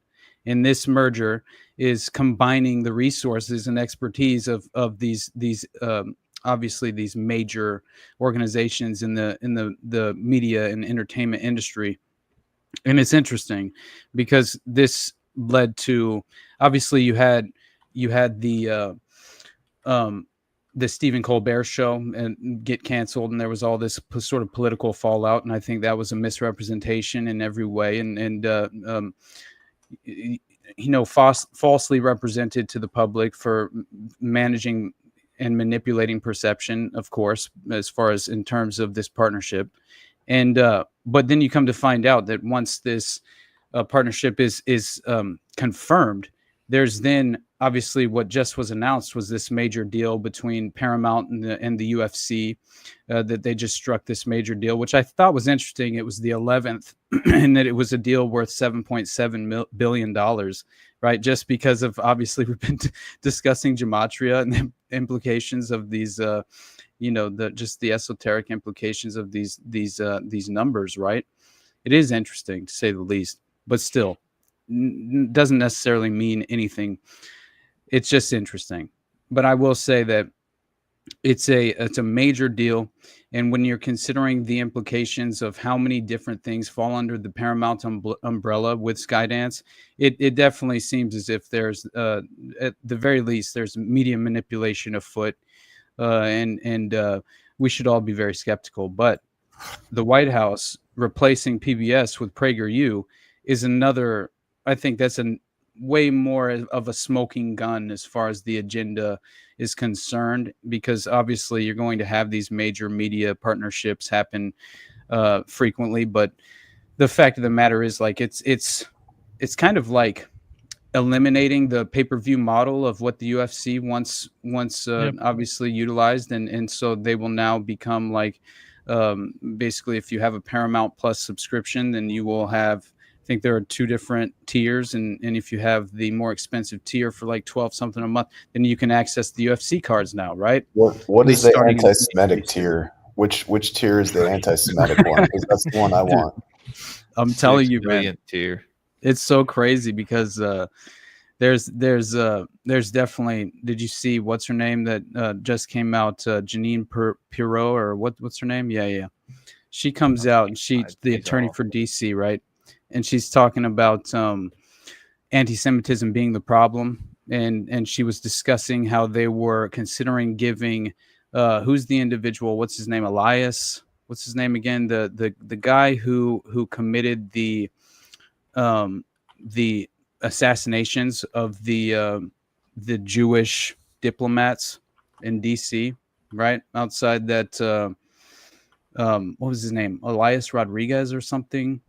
I'm trying to remember now, but either way, I had it pulled up because it was, let me find it. Anti-Semitism is the problem. U.S. prosecutors consider death penalty. Yeah, here we go. So basically what they were claiming is that they consider death penalty for alleged killer of Israeli embassy staffers. And Pirot's, she continues to explain how, this individual, Elias Rodriguez, yeah, I was right. Okay, so he's the alleged killer of the two Israeli embassy staffers. And it turns out that they're legitimately considering giving him the death sentence, which is, I mean, at the very least, except for the fact that the only reason that they're considering doing this is because he killed two Jewish staffers, right? Basically, and I mean, instead of passing all of these, about the death sentence in general. Yeah. Instead of passing all these laws and just like constantly just like yapping at people, like, couldn't they just try being less hateable? Yeah, no shit, huh? I mean, yeah. How about you stop genociding people? Right. How about you stop being so hateful, boy? Did you guys see that Grok came out and finally called it a genocide? Yeah, dude, he did. And he got temporarily suspended, right? And Grok got suspended. He got suspended again. Man. He was talking to Jake Shields about how Israel's committing a genocide, and then all of a sudden he gets suspended. That's funny. I thought that was too funny, man. For real. Is it still okay to ask about the CDC on Grok, or is that driving people to shoot buildings? That is such a crazy story, the CDC shooting. Here, I can pull that up if y'all want me to. Well, honestly, we might as well pull that up and then we'll then get somebody else in here. Yeah, Unless, that sounds good, buddy. I don't know if anyone else is wanting to come up, so let me pull this up. DeKalb County police officer now confirmed shot and killed, responding to today's active shooter scene in Atlanta. Investigators now say this is it, right? First reported from a nearby CVS near Emory University. Chilling video here, those officers moving in to take down that suspect as that gun battle unfolded. Listen.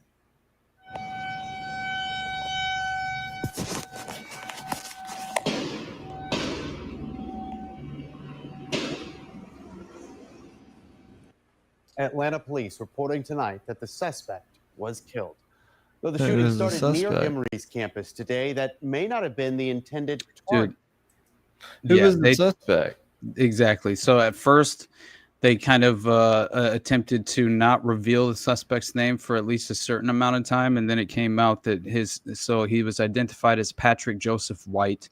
He's a 30-year-old man who opened fire outside the CDC headquarters, obviously, but he apparently was attempting to get through security, and then when he was rejected and sort of like removed in a certain way, or at least decided against that strategy, he decided to go to the nearby CVS or Walgreens, what was it? I think it was a CVS. And then there were workers there that just kind of like all went and collectively hid. But first of all, they just claimed that they heard like a lot of smashing things, shelves being thrown around and upended. And then basically they started to hear shots being fired, and they all just hid. But apparently he wasn't looking for any individuals in the store. That wasn't his concern. He was targeting the CDC. And so he is aiming at windows of the CDC building, apparently. And what they claim is that, so he opens fire, but this results in the death of a police officer who was like 33 years old, I believe. And so this is interesting as well. How old because was he was 33, buddy. And I know, and the perpetrator was 30. So there you go, 333 instantly. But at the same time, it's strange because obviously not only is this happening near the Emory University and right out in front of the CDC, I think it's more interesting that that what this individual claimed happened to him, right? Because he said that he believed the vaccine made him, the COVID vaccine specifically made him suicidal, which that was interesting to me. And especially considering all of this happened at a very convenient moment for Big Pharma. All right. And especially if you want to have a good publicity in the subconscious minds of the general public in terms of the CDC as an organization specifically, then you could utilize a sort of event such as this for public relations purposes only, right? And Jose, you're the nerd, bro. As far as if you can actually get the lore accurate in terms of the Lord of the Rings references made by Peter Thiel and the likes of Peter Thiel, go fuck yourself, dude. You're the nerd, man. There's no way. But anyway, that Jose's in the chat talking shit, boys. But yeah, so was he black? Apparently we got the lore wrong on the Palantir seeing stones. I thought they were seeing stones. I don't fucking know. We looked it up and brought it to the table at one point in the past on the show. I remember that. But still, this guy it's very strange to me what he claims he believes in terms of the COVID-19 vaccine, because once again, it falls perfectly in place with not only his father's telling the media that he claimed the COVID vaccine made him suicidal, obviously, but it was worse than that. He's going around telling every person that he could talk to that his personal feelings about the COVID vaccine. But you're seeing this major fallout, which I found very interesting in terms of the mRNA funding, right? Vaccine funding. And I had mentioned that RFK Jr., he just can't, of course, he cancels this $500 million funding in mRNA vaccine research. And he makes this statement about hidden incentives that corrupt medical judgment. And it was very interesting. I thought it was well worth it. Actually, I brought it to the table. We'll play it in a moment because I think it's important, to realize that more than 36,000 doctors had their Medicare reimbursements altered based upon these childhood vaccine numbers, which is so fucking distorted. And if you're imagining considering taking a doctor's medical advice and they're being, financially incentivized to provide you with shots that will not help your overall health. Clearly, that is the issue that we're facing here. That I think the vast majority of people are unwilling to, or they've already addressed this, and they're like-minded in terms of it should at the very least be an individual decision. You should be provided with as much information as possible, and you should understand how the clinical trials are conducted in a very disadvantaged. Now, I saw. I'm good. Oh, he went all Stephen Hawking. Yeah, you're cutting out for a second. Hey, Krabs wants to ask a question. I was gonna just bring him up with your mom on here since it'd only be us up here. I think that's the only person who wants to come up. Sounds good, buddy. Bring him up and I'll play this real quick because it is interesting. And that there was a shooting at a military base in Georgia as well. In Fort Stewart, there was a shooting in Georgia around the same time as the CDC shooting at Emory College, which to me, that's interesting timing, right? And not exactly, there's nothing really seemingly on the surface that points to any sort of correlation there, but it's still interesting. Well, then get your ass in here, Doc. No, we'll probably wrap it up in the next 15 or so minutes anyway. Just shoot the shit a little bit more, but I will say that seeing this strange partnership in the PragerU substitute for PBS, and then seeing the sort of CDC shooting take place, and understanding, I think the shooter's motive matters, obviously the COVID vaccine, but then you have this media spin, which directly benefits the CDC. And obviously this paints COVID vaccine skeptics as a potential dangerous threat, which I think is not in any way outside of the realm of what the establishment would hope to strategically achieve, right? Any kind of dissident, they'll try to, and further isolate us, as well, right? And demonize 100%, and demonize us in the minds of the general public just because you have the audacity to reject the COVID vaccine. Now you might as well have shot up the CDC. These are always being subconsciously laid as far as like these unfortunate traps.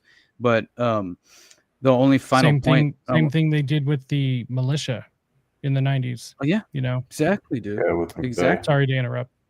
No, you're good. Krabs, you got anything you want to talk about, buddy? A little bit of a mind game. I don't know. Just a question, like kind of jumping off of where me and Jacob left off last week, and kind of seeing a bunch of the whole Nick Fuentes shit popping up, and I'm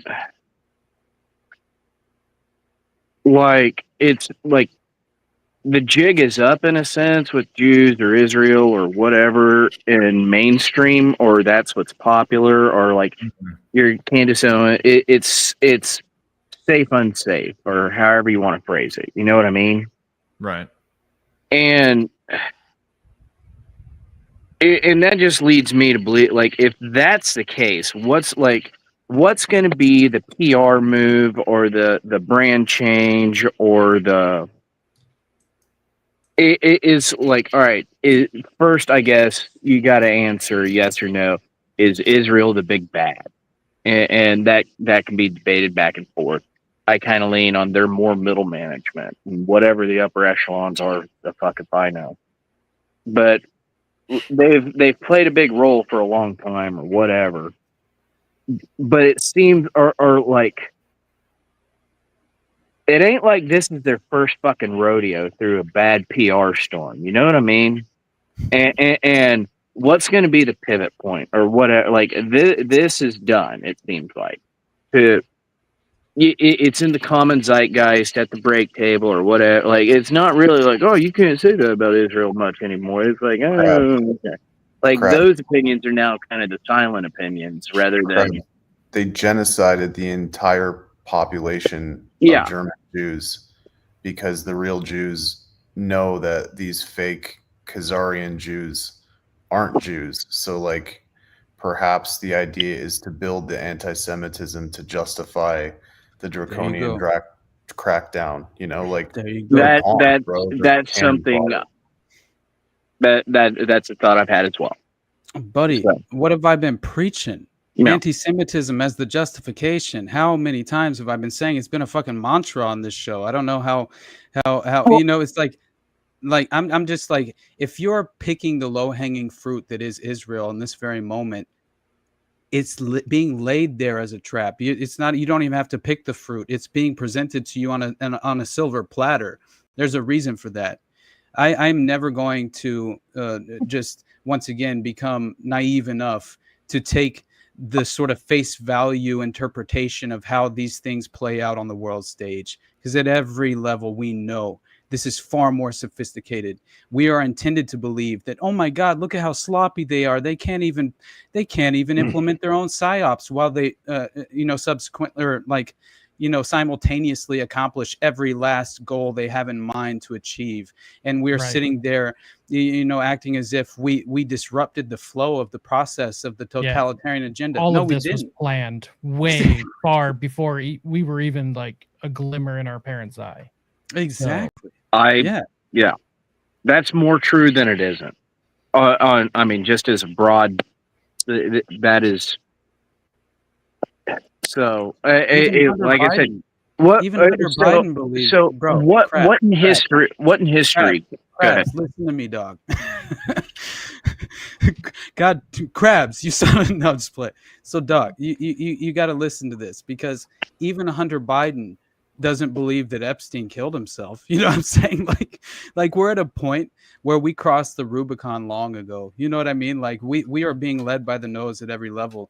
And it's all about, like, if we're considering who's the Fed, Fuentes or Carlson, they are so they have so little to do with my life and my pursuit of ideas and my intellectual fortitude that I am so insulated from any effect that they might have on my life. The only reason that I even know them is because I might potentially, at the very least, consider speaking on the effect that they're having in just as far as in the conscious mind of the average person who is actually still like kind of, affected by the clear and obvious propaganda streaming out of these individual assets in the alternative media landscape, wherever and it's always very interesting how they are the convenient ones at odds, right? Who are then sort of building each other up in this false framework where we're forced to choose a side.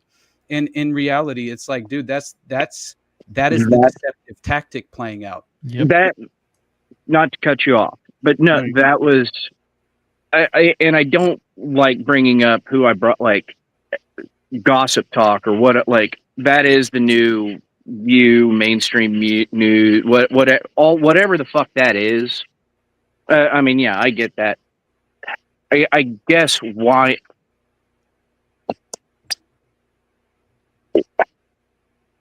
What now I have two different questions, but one, I'll stick to what my original was, is one, what at history, like the point Jacob made, this has been planned out for so long or whatever, or blah, blah, blah.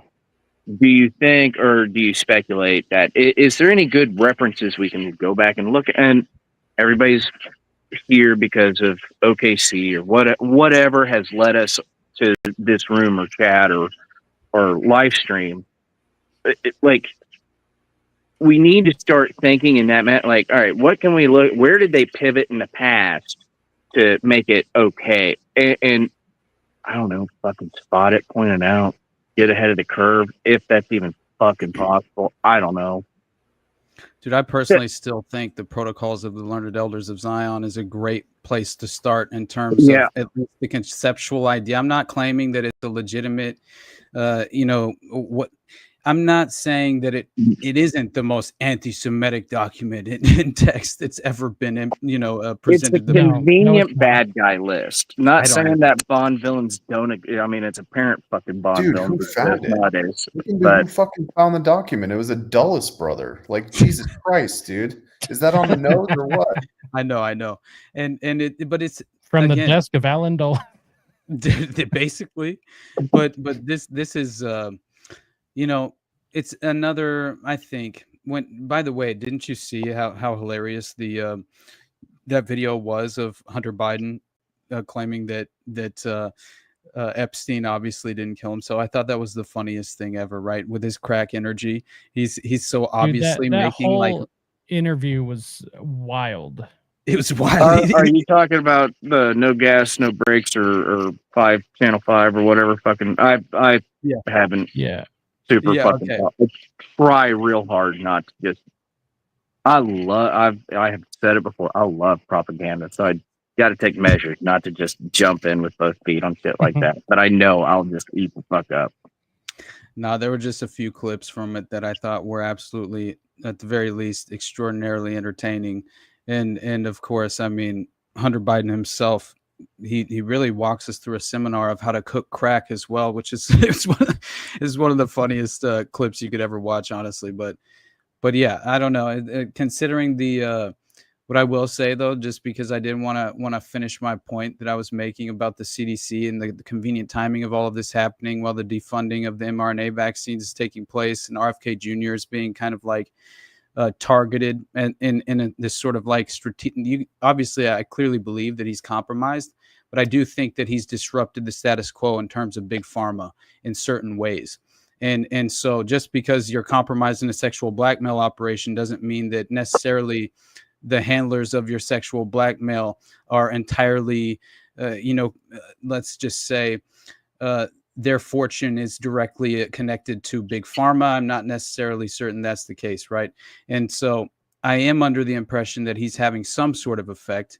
Now, clearly, he's still pitching MMR vaccines, which obviously in my mind cause childhood autism rates to increase and things of that nature. But that's just a point that I was kind of, either way, it's still what's most important to me is that you're clearly seeing this sort of RFK Jr. being directly responsible in terms of the media coverage of all of this. They're saying for this sort of villainization of the CDC's workforce.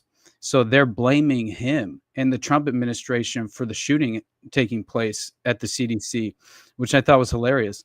And so basically you had officials within the CDC who were claiming that through his continuous lies about science and vaccine safety, fueled a climate of hostility and mistrust. And of course, these are, political enemies of the current administration who are very upset with the defunding of the certain aspects of the CDC and how it's been referenced by RFK Jr. specifically. And then you have this mainstream media attempted prioritization of an RFK Jr. takedown in a certain way. Due to these like significant budget cuts, but also the lack of funding for, like I said, the mRNA specifically. But in my mind, I think it's more than that because again, it's you're seeing like these. There's an independent article that was published that said doctors decry RFK Jr.'s decision to slash mRNA vaccine grants, and the quote was, "Our nation will pay in lives." And when I read through it, it just describes like the most ridiculous, character assassinations of RFK Jr. And it's none of it has to actually, none of it's grappling with, right, the downside of RFK Jr. in any sort of objective way. But yeah, I did think that what he exposed just recently I think it's really important for people who are still under the false impression that and misconception that they can sort of trust, just the public health industry at this moment in time. Like they're very much, I think they're pursuing an agenda that will only run counter to your actual overall, just in terms of the general public and our obvious current phenomena of bad health that we're all obviously experiencing. It's not just the poisoning of our food supply, right? And it's clearly the vaccine schedules, obviously.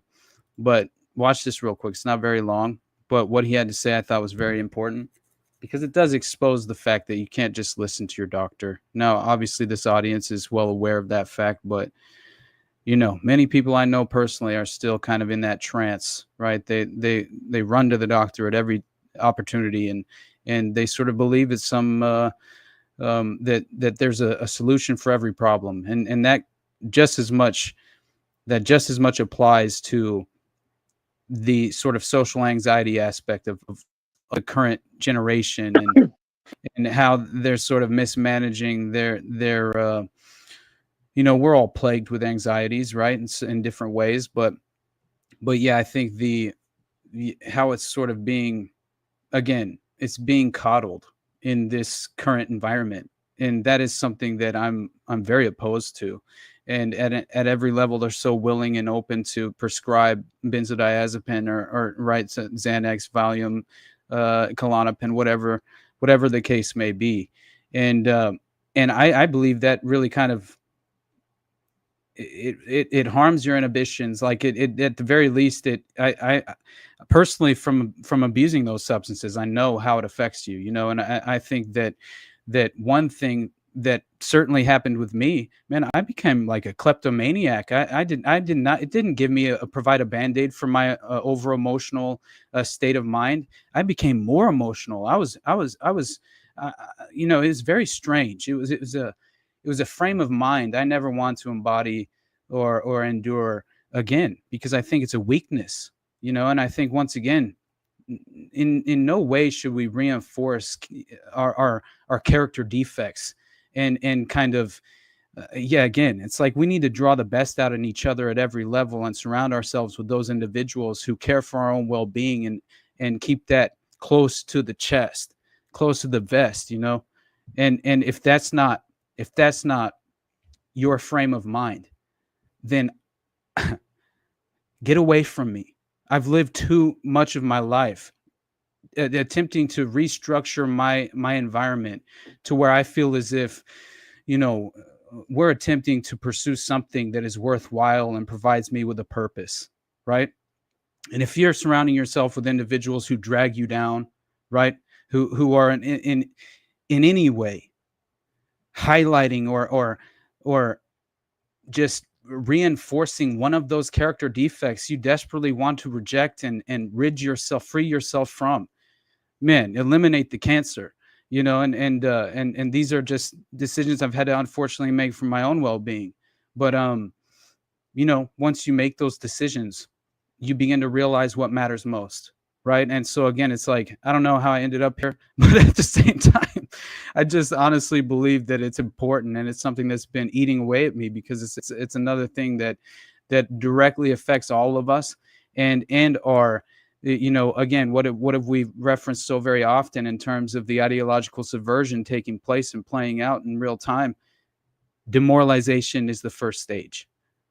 So your environment will always, I believe, have the largest impact and deepest effect, or deepest impact and largest effect on sort of your philosophy in life in general. It has an effect on everything. Why do you think everything is like brutalist architecture now?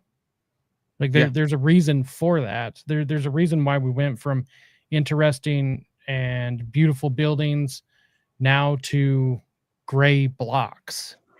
But they'll say it's because of the money. No, the fuck it's not. It is because it kills our soul, period. Like, It makes us more controllable, makes people have less hope. I mean, if you want to live a life of beauty, you have to be surrounded by beautiful things, and we are clearly not. It is all done on purpose. It's psychological warfare. Absolutely, dude. I think, yeah, here, I'll play this so we can get it off the screen, though. Hi, I'm Robert F. Kennedy Jr. You're HHS secretary. Let me ask you something. Should doctors make decisions based upon what's best for their patients or based upon what makes them the most money? It's not a tough question, but we've inherited a healthcare system that constantly pushes doctors toward the latter. It rewards certain treatments, not because they're better for the patient, but because someone profits. Take what happened during COVID. Hospitals were paid to report staff vaccination rates. Those numbers were fed into the National Healthcare Safety Network, then published on the CDC website to shame any hospital that refused. Holy shit. What just happened, bro? Hold on. I got pulled. That was bullshit. Dude, if that just got censored in real time, that's going to be crazy. I know, dude. Wow, that was crazy. I mean, it wouldn't surprise me. So in the private chat, I just sent this link to an article from the BBC. So, take it with a grain of salt. But Wikipedia apparently just lost a judgment. They were suing the UK government because the UK government is trying to implement this Online Safety Act, which is all about, please think of the children. Yeah. And with Wikipedia losing this, it all, in so many words proves that, for one, this is not about protecting the children. Because Wikipedia was basically claiming that the Online Safety Act would implement certain rules for larger social media companies, which they are included under, which I think is hilarious that Wikipedia is considered a social media, but whatever. I mean, it's all like a third of it is edited by one guy. Right. But I mean, nonetheless, like, wasn't it traced back to a Mossad? There was an intelligence operative that was knowingly as far as there was definitely a footprint and a hidden hand of a Mossad intelligence agent that was deliberately all over the place. But the one guy who does it, I'll send you an article about him, or actually I think I have a video about him. He's just some guy that lives at home, and he's not anything special other than the fact that he fucking spurgs out on Wikipedia to do everything he possibly can.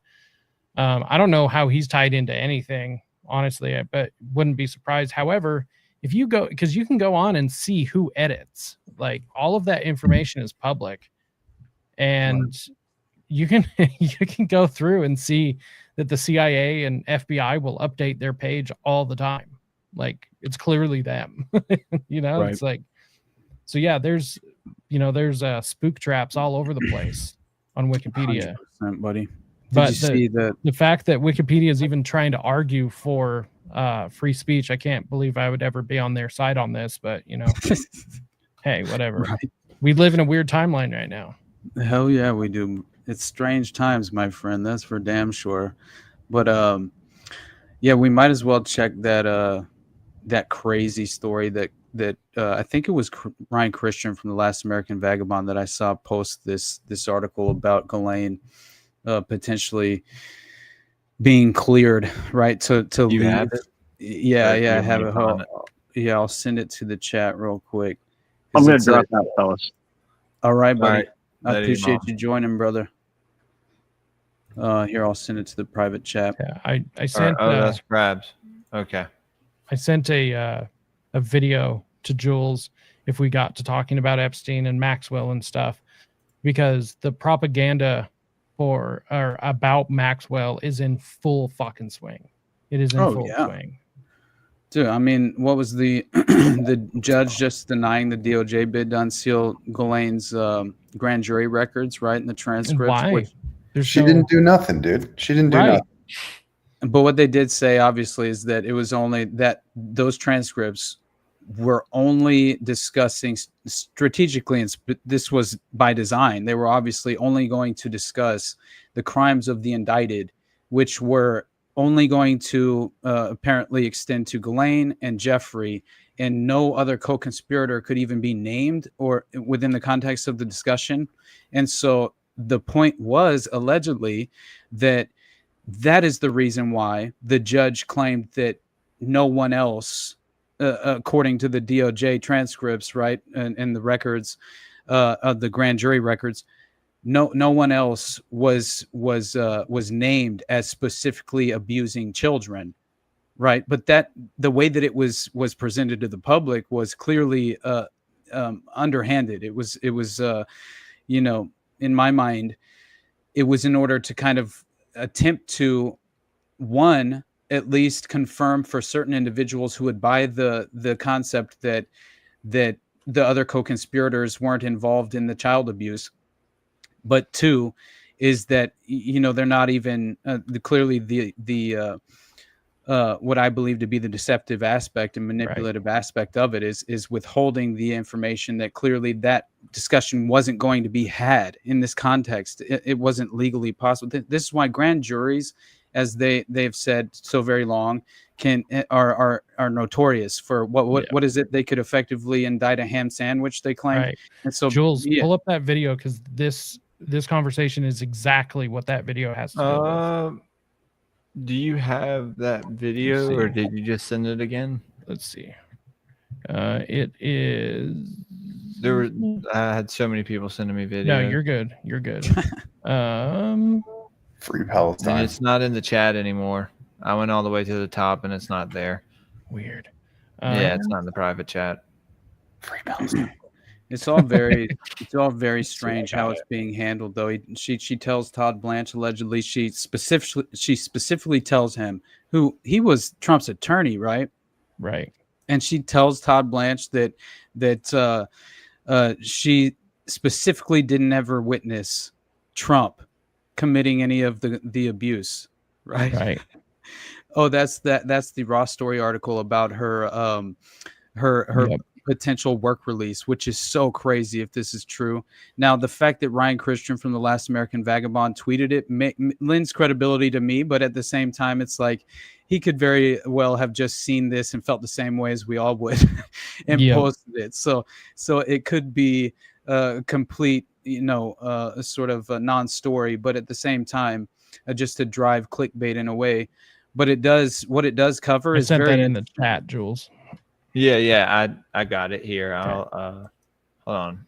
Also, so obviously she was just transferred, right, from what was it? Florida, she was transferred Texas. from Florida to Texas, yeah, and so it turns out she goes to this minimum security prison, which they call Club Fed, right? They call it. She's in an honor dorm as well, which is very interesting. But go ahead and play that.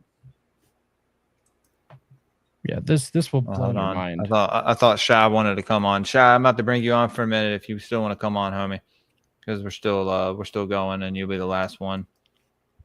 What's up, dude? Hey, what's going on, guys? Caught me watching some animals. So I think this is How the you guys video. doing? Yep. Okay. All is well, brother. For the prosecution presenting these arguments.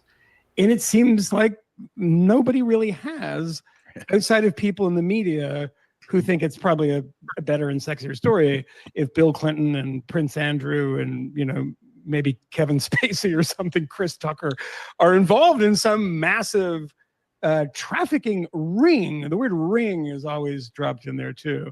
But as far as I can tell, and I think I'm right about this, that has never been alleged by the government, right? Or by prosecutors, either in 2019 or in 2008.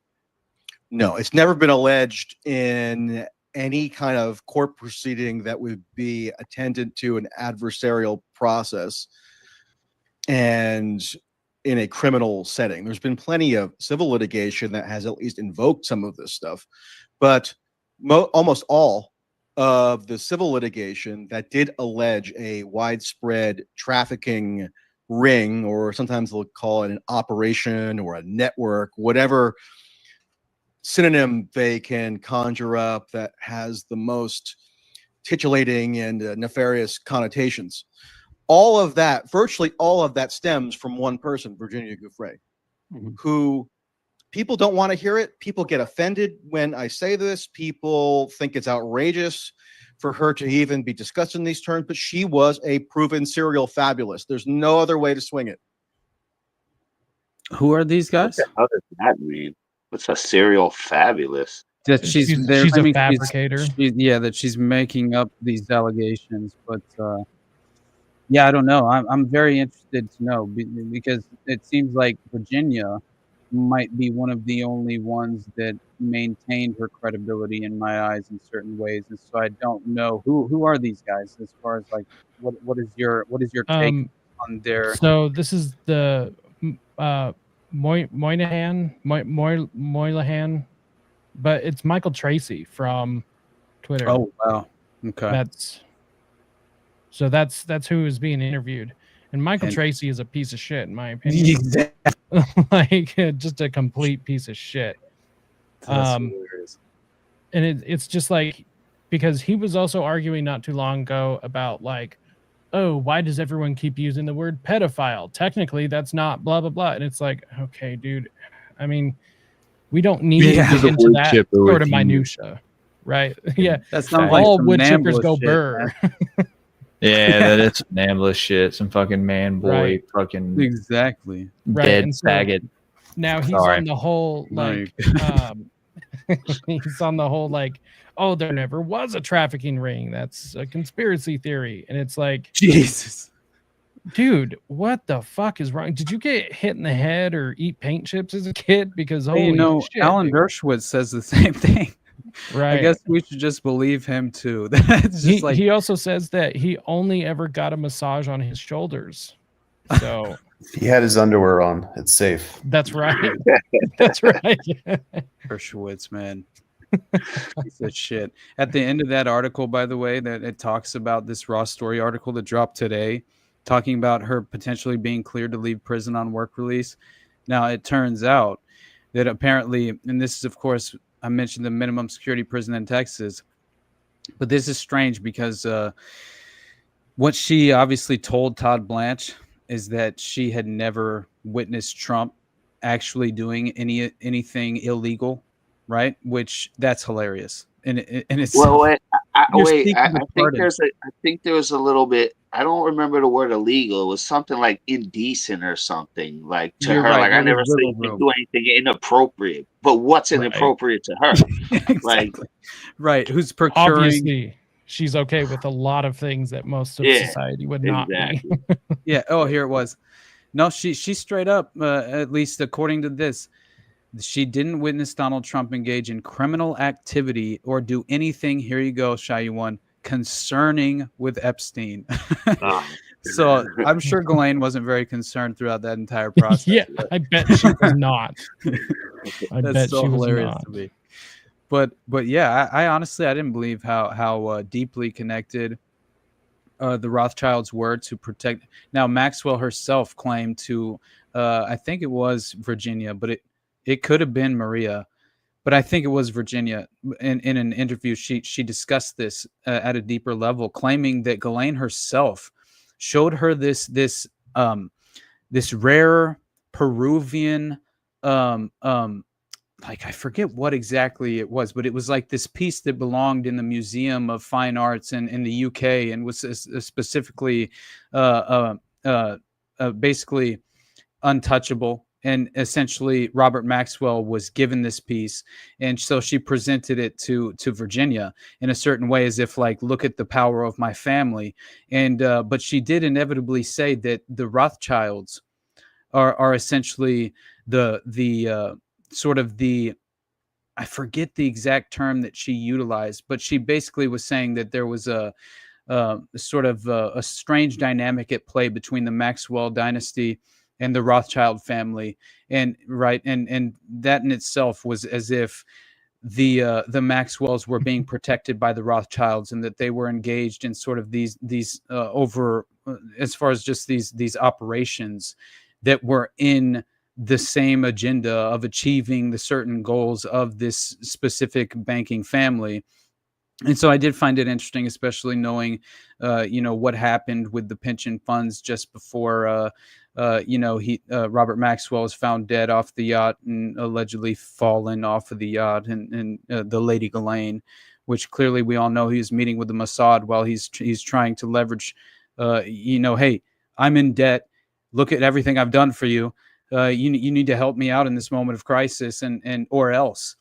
And essentially, when he decided he would, this is how it's been at the very least explained and described in terms that I've embraced as potentially being reality, but I'm not quite certain of that. Wait, so the boat that he died on was called the Lady Ghislaine? The Lady Ghislaine. That's symbolic as fuck, dude. Oh yeah, especially when in like '87 it was that Robert Maxwell hosts a party on his yacht, the Lady Ghislaine. And all of these notable prominent figures are there. And it's very strange that they run this short article, this piece, and I forget which publication, but it has Robert Maxwell's face plastered on the newspaper. And it talks about the Lady Ghislaine and his highfalutin, elitist lifestyle, and how he was having all these prominent individuals on the yacht and forcing them to all take their shoes off. And then one of the individuals being Donald Trump, who just so happened in the context, of this article, he's described as measuring yachts with Robert Maxwell. Fucking cooked, man.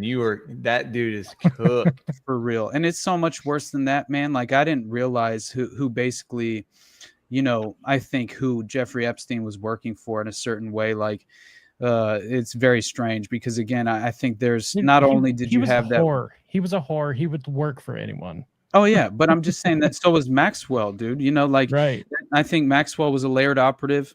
He sort of brought Jeffrey into the fold because he proved to be very useful in terms of the embezzlement of the arms trafficking funds that were being deliberately, ran through this interesting network of how they would then fund these black budget clandestine operations in various industries. And Austin, even before that, bro, have you seen those pictures of him with like Nancy Reagan and Frank Sinatra and shit? Like, he was like 27 or 28 years old and he was in this shit already. Like, it's fucking it's because it's the same exact network that Roy Cohn was running. It's the same thing. It's the same thing. Right. And so Roy Cohn, Trump's mentor, has got to be the Trump ring. Oh yeah, because they're his best friends. It definitely is the Trump ring, and in no way am I questioning that, as far as the reality of that being the case. And I mean, hey, his first wife used to run girls with Ghislaine. That's what they say, that she would go hunting for nubiles. Yeah, that's what they claim. Dude? That Ghislaine and her, they would reference it as hunting for nubiles. They would go out and they would just kind of like, there were various schools that they would drive up to and attempt to just lure young girls over to them, and then impress them with certain lavish details of their lavish lifestyles, right? And provide them with like these extraordinary opportunities that were you effectively you couldn't pass up, right? But yeah, I think that when you look far more into Resorts International, I think that is the connection to the Meyer Lansky, criminal syndicate, this organized crime footprint, holding hands with the intelligence apparatus. This is always the case, and this is just another example of that. And again, it's like, why were the Finders and the Epstein network utilizing the same air transport? I'm sorry. It should be very clear and obvious at this point. What are we even talking about? Which, by the way, I pulled it. And one day, I have been planning on discussing this with Jose for months and months. But one day we will finally actually discuss the investigative leads memo that is in the context of the Finders cult, and this is all the investigative leads on Miriam Petty, and basically who's the founder of the Finders. And and it's all of his various CIA connections, how he was kind of bathed in the in mayor of DC. no, Marion no, Petty? no. This one was Marion David Petty, who was the basically he was like a chauffeur for General Ira Aker and like various things, but he inevitably, his wife allegedly was CIA, right? But hold on, what's Jose saying in the chat? Epstein's modeling agent said they based their business model off of Trump's modeling agency. Yeah, and you know what? Is that Lynn Forster Rothschild is involved with a lot of that as well, which is very interesting. The quote was something about how Jeffrey wanted his business like Trump's. That's so funny. And then he goes also to, said that he would never be charged with sex crimes because he was Donald Trump's friend. Right. And remember that call, right? What? Yeah, the call where he describes that Donald as one of his closest and best friends, you know, clearly. And I don't know why. Yeah. I don't know why. Exactly. Are you guys still talking about Jeffrey? Are you still talking about Jeffrey Epstein?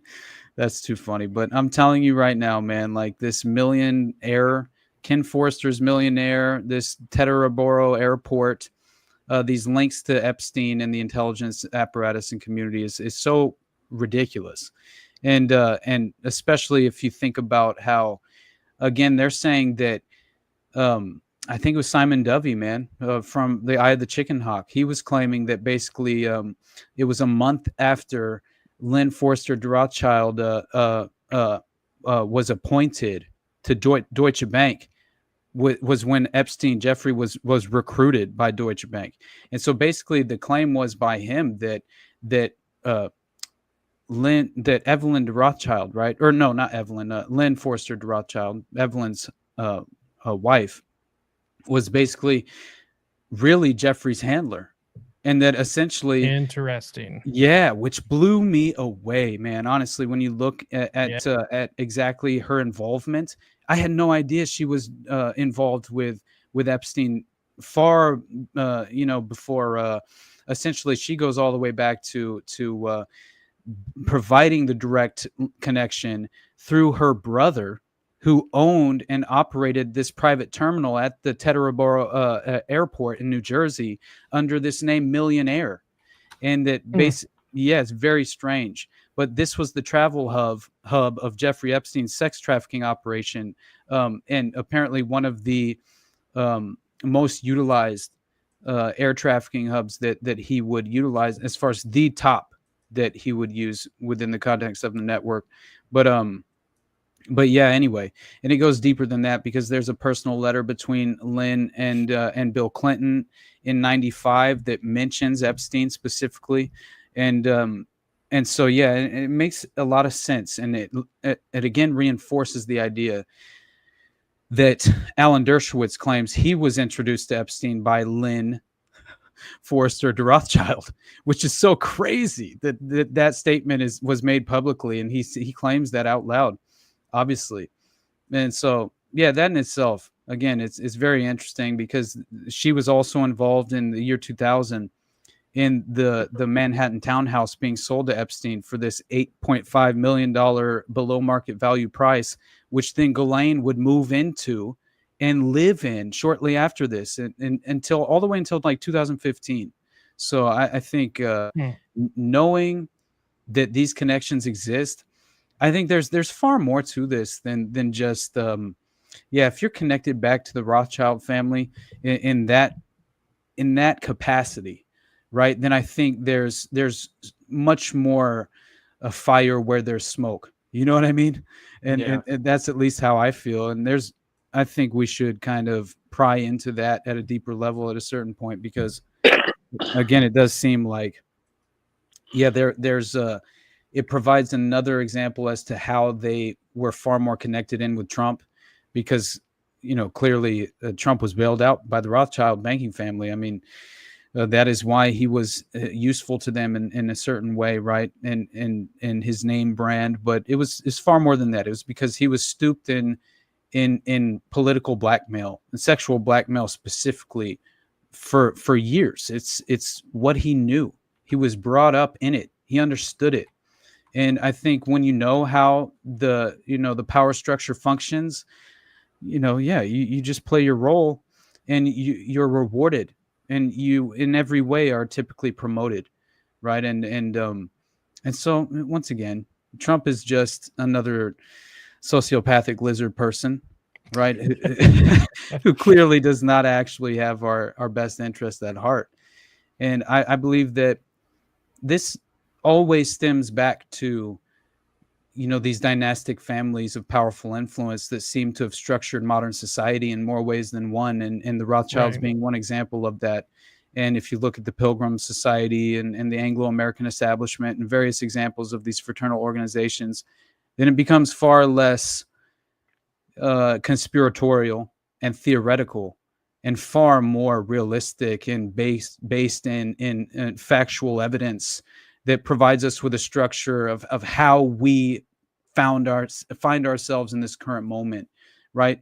We didn't we all just woke up in the middle of a movie trying to figure out the plot, but at the same time, this is long standing in terms of the agenda, and you can always keep peeling back the layers to where you can at least cultivate a much more well-rounded understanding of this power structure, and who you can and cannot trust, how you should remain skeptical at all times.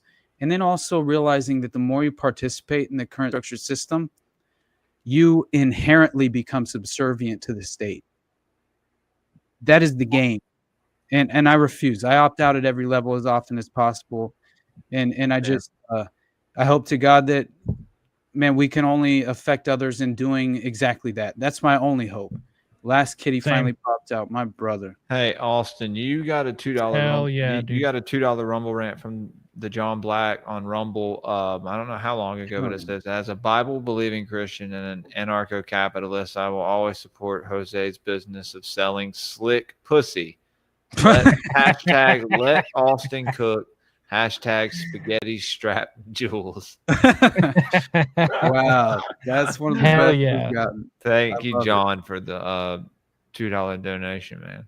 We appreciate John's it. one of my favorites, man.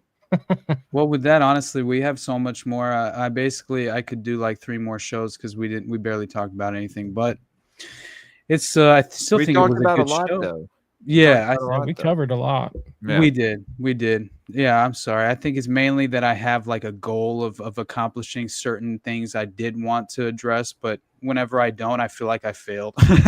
You know what I mean? But hey, we always have making it to the end of the show, you succeeded. And absolutely. I mean, hey, the show made it to the end without getting bring this scrubbed fucker on before we get out of here. Oh shit. Let's bring him on real fast before we get out of here. It's been too long. I didn't see you down there, dude. My bad. Yeah, I just hopped on. Hey, can y'all hear me? What's up, Ray? What's up, Ray? Because that's crazy. Because I'm in the middle of taking a piss right now. So, so let me hop Put the out. dick back in your pants, dog. Yeah, dude, my dick was out, so y'all caught me with my dick out. Oh my god! All right, let me hop out and move back to where I was. But I knew this was gonna happen, but I really had to take a piss. All right, now where was I? All right, but I appreciate you, and then it was great. It's some dumb shit. It's not. I feel like it's pretty important, but it's what I needed to say for the last 2 weeks practically. And I try to keep up. I usually do. So if somebody mentioned it and I missed it, and I, God forbid I have a life. It's crazy because it kind of goes back still, which even is like almost 4 weeks from now, almost a fucking month with the Coldplay shit. But I remember looking into it, and then like the dude from Coldplay, like his great grandfather, William Willett, the lead singer of Coldplay, Chris Martin. Yeah. So his great grandfather is like the reason we have fucking daylight savings. Bastard. Have y'all? None of y'all heard, or have any of y'all heard? But I hate Coldplay even more now. Yeah, but yeah, obviously. But none of y'all heard that part? No. Okay, so his great grandfather, William Willett, was like a big fucking proponent on shifting the clocks for golf, which also goes into Donald Trump. So he was the reason. I mean, or probably the reason, but one of the bigger parts of the reason. But I'm just gonna go ahead and say, if it wasn't for him, we probably wouldn't have daylight savings. So he was shifting the clocks for golf forward in the spring and back in the fall, so he could do his like tee times and shit. Interesting. That is so funny. And that's I mean, like the actual lineage of daylight savings. Of daylight savings and of Chris Martin, the dude from Coldplay, the singer, the lead singer. And that's when they did the shit with the cameras, and they're like, oh my god, and they're like sacrificing all the CEOs one by one in a weird way. Right. And then it was kind of like, oh shit, at first it was like random. You're like, oh fuck yeah, but then you like it tapped in, and I was like, wait, what the fuck? And then I couldn't remember if it was Coldplay or Radiohead, like as far as like who the singer was. And then slowly and surely it came to me. I was like, dude, I swear it was Coldplay. And I looked into it and I knew it was Coldplay. And his great grandfather is the reason we have fucking daylight savings. I'm telling you, man. And it's all for golf, which is crazy. It could be nothing, but also it is very crazy that it's for golf. What fucking Donald Trump's favorite shit to ever do. That is hilarious. Yeah, that was golf just like is the stupidest fucking game ever. I'm afraid to play it because I know I'll get balls deep into it. Right. I don't have time to play it. I don't have time or money to play it, but I'm definitely honestly scared to start. just because it's difficult. Because I've heard this argument. Just because it's difficult doesn't mean we need to do it. I'll do it. I'll go in there. I'll go crazy on that shit. It's like JFK went to the moon because it was difficult, Jacob. We must try and persevere. But either way, I do appreciate y'all getting me on at least once, and I was I was super late. The last week I fell asleep on my fucking couch. I slept all day. And the week before, Donut was on, and it was like 2:00, and I was at work, so I couldn't get on that one. Damn it. Me either. But I was holding this one in my pocket for a good while, and I was hoping nobody beat me to the juicy part of it. That's too good. Well, we man. appreciate you coming on, Rage. Shy. But isn't that crazy? Your mom. It's insane how far this shit goes back to, as far as like, oh, the Coldplay guy, oh, the CEO, oh my god, this is all crazy. And it's like, yeah, this also has to do with someone with golf and daylight savings. It's like Jose shouting you out, dude. He says, I love Rage Child. I love Rage Child. I love you too, Jose. I'll make you some real tacos. You don't even know what the deal is, man. I'll make some. It. I'll spick it up for you. Educate him, dude. Educate him. Thank you, brother. Honestly, you already know I got nothing but love for you, man. Oh yeah, no, and vice versa, man. I got nothing but love for y'all. I'm just so happy to hop on real quick. But before I missed the entire show, and I fucking hate I did, but I usually don't. But I always be check another this one out. next week. Tomorrow at work. I'm gonna watch the whole fucking thing. Go ahead, y'all brother. gonna give me some recap in the next before y'all finish up. Dude, you're and good. I'll give you my piece on anything you have out here. This is what we should do to end this thing, dude. This is so fucking funny. I saw Sam post this after the announcement about the DOJ grand jury transcripts being released. And she's in Texas, dude. I'll go find her. I'll piece her out real quick. I'm still expecting, like Brad said, like which podcast is going to give her I'll give her conjugal visit. Oh wow. Hey man, she cleans up nice occasionally, you know. That's all. Darian Milkers, dude. It's not. I'm not opposed to it. It has to be pretty good, dude. There's a reason. Honestly, you look at those old videos of her, man.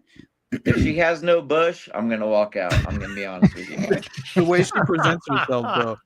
It's very interesting. But watch, this is so fucking funny, dude. When Sam posted this, I couldn't help it. So we'll watch this this Faking beautiful the news. this beautiful version of fake news.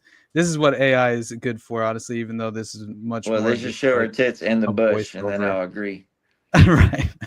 But this is too funny because it's when it came out that what she had told Todd Blanche was basically that she didn't witness Trump doing anything criminal whatsoever. President Trump did nothing, at least in my presence, that would be cause for concern. He was always a perfect gentleman, a elegant dancer, a gifted poet. He spoke Cantonese fluently. At one point, he threw a football 300 yards, and it somehow boomeranged back to him. I saw a grizzly bear charge him, and he delivered such a withering barb that it retreated in shame. One night, Donald performed an emergency tracheotomy on Bill Gates, saving his life. He did a chiropractic adjustment on Stephen Hawking, and Professor Hawking was able to skip all the way home. The point is, the man is a saint, and I would like to not be in prison. President Trump.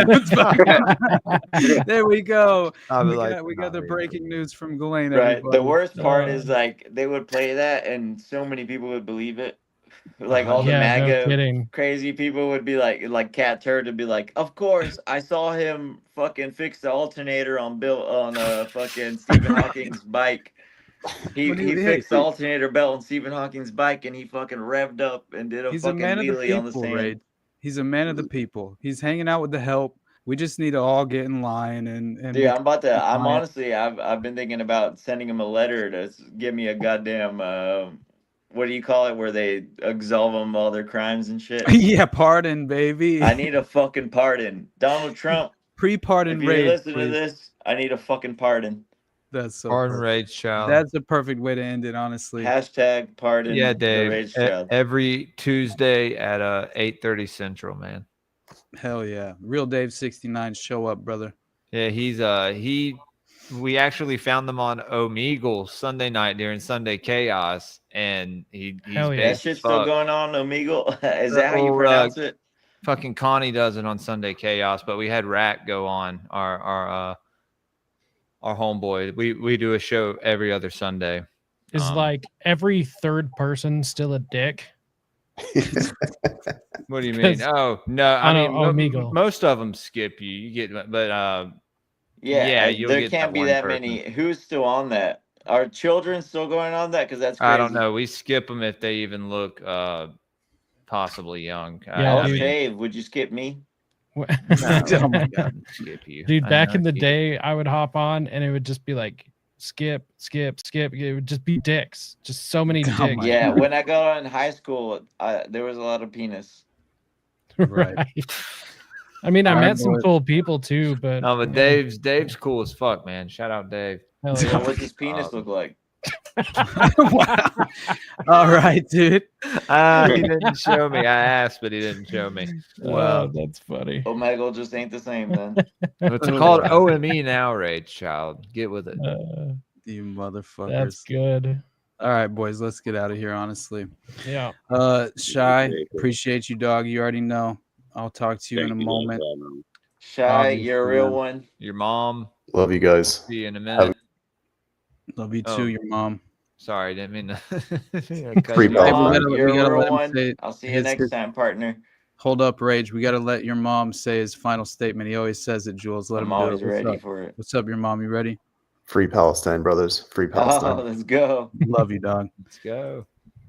All right, Rage, do your thing, brother. Where do I begin?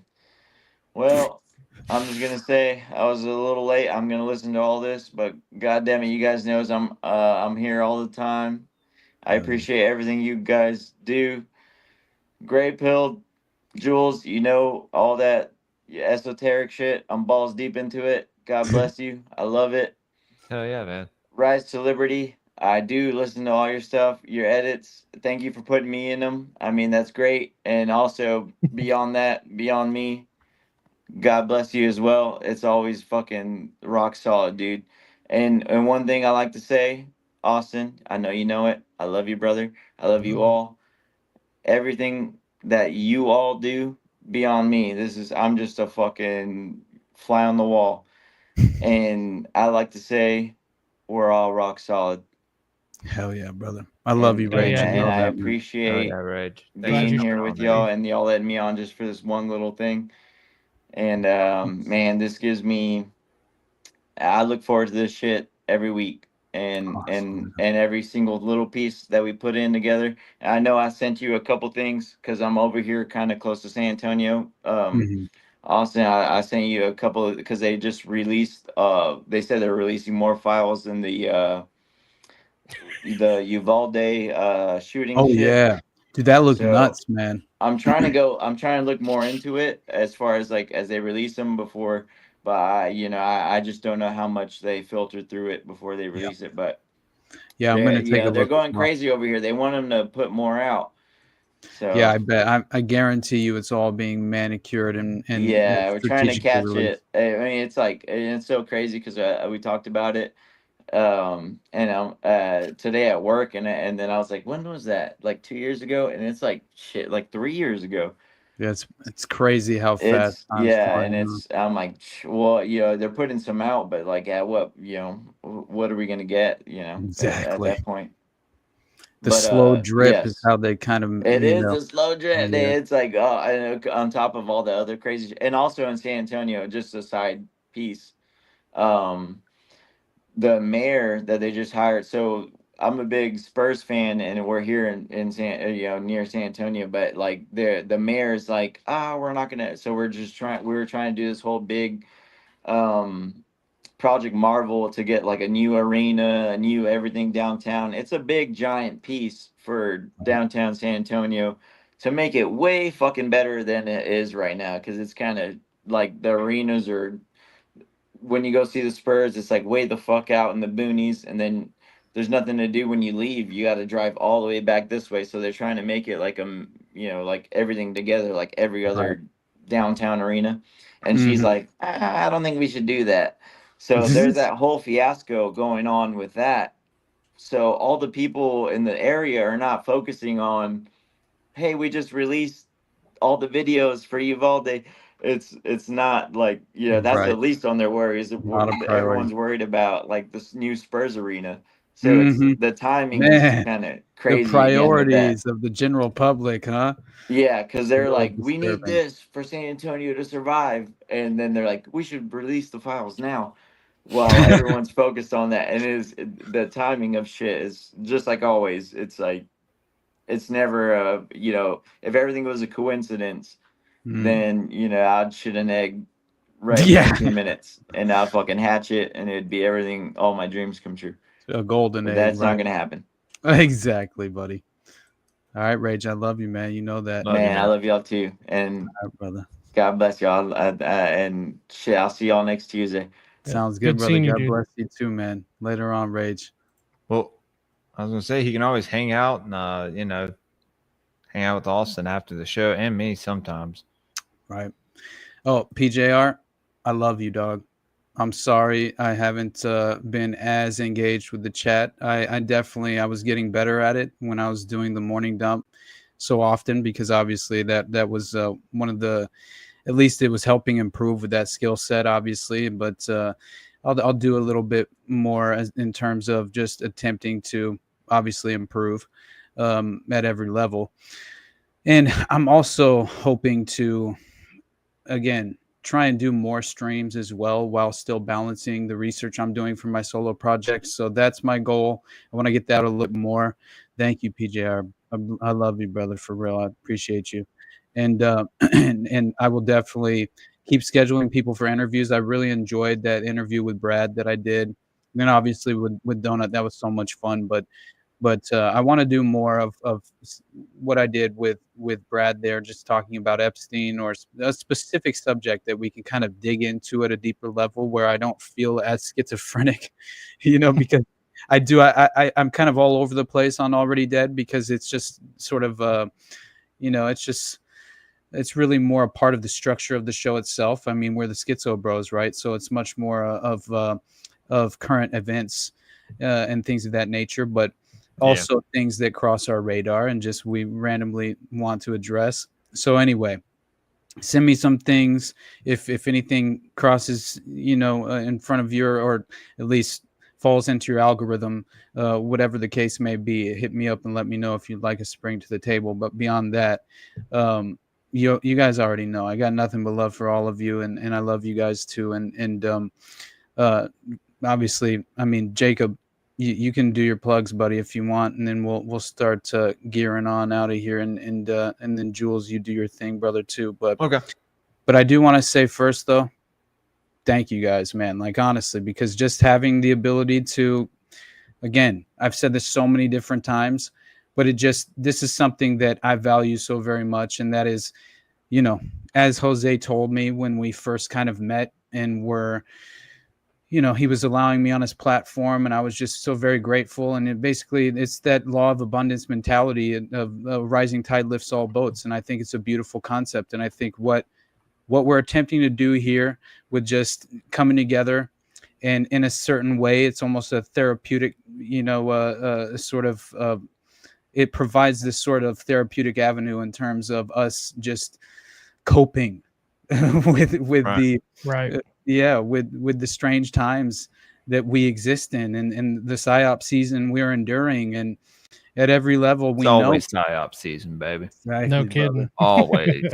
and we're just entirely surrounded, right, by this very, you know, I think strategically manufactured manipulation. And so we can take solace in each other's arms in a way, right? Which is hilarious. But again, it's the reason why I'm so very grateful, and I have hope moving forward, and we can pivot out of the black pill into what I view as just the objective pursuit of truth in a beautiful way. So nothing but love for all of you. We could sit here all night, but honestly, I'm tired. Jacob, do your thing, brother. And I missed you, Jose, but looking forward to next week, obviously. Did miss you, Jose. Yeah, definitely. Well, first I'd like to say thanks to both of you guys. Thanks to Jose for thinking of having me on. I definitely appreciate any time I can pop in here and add to the show and everything. And, you know, the opportunity to do the edits and stuff, which is an awesome outlet for me and helps everyone else. And you know what? I just love talking shit on the state and all the shitty things that they've done. So I'm going to keep doing it. So the best place you can find me is anywhere Rise to Liberty. You know, I was thinking about changing the name because initially I covered third-party politics and that shit's fake and gay, but I'm just going to keep the name. It just fits because I still give a shit about liberty, and I think people ultimately should as well, because I mean, what's the opposite? It's slavery. Absolutely.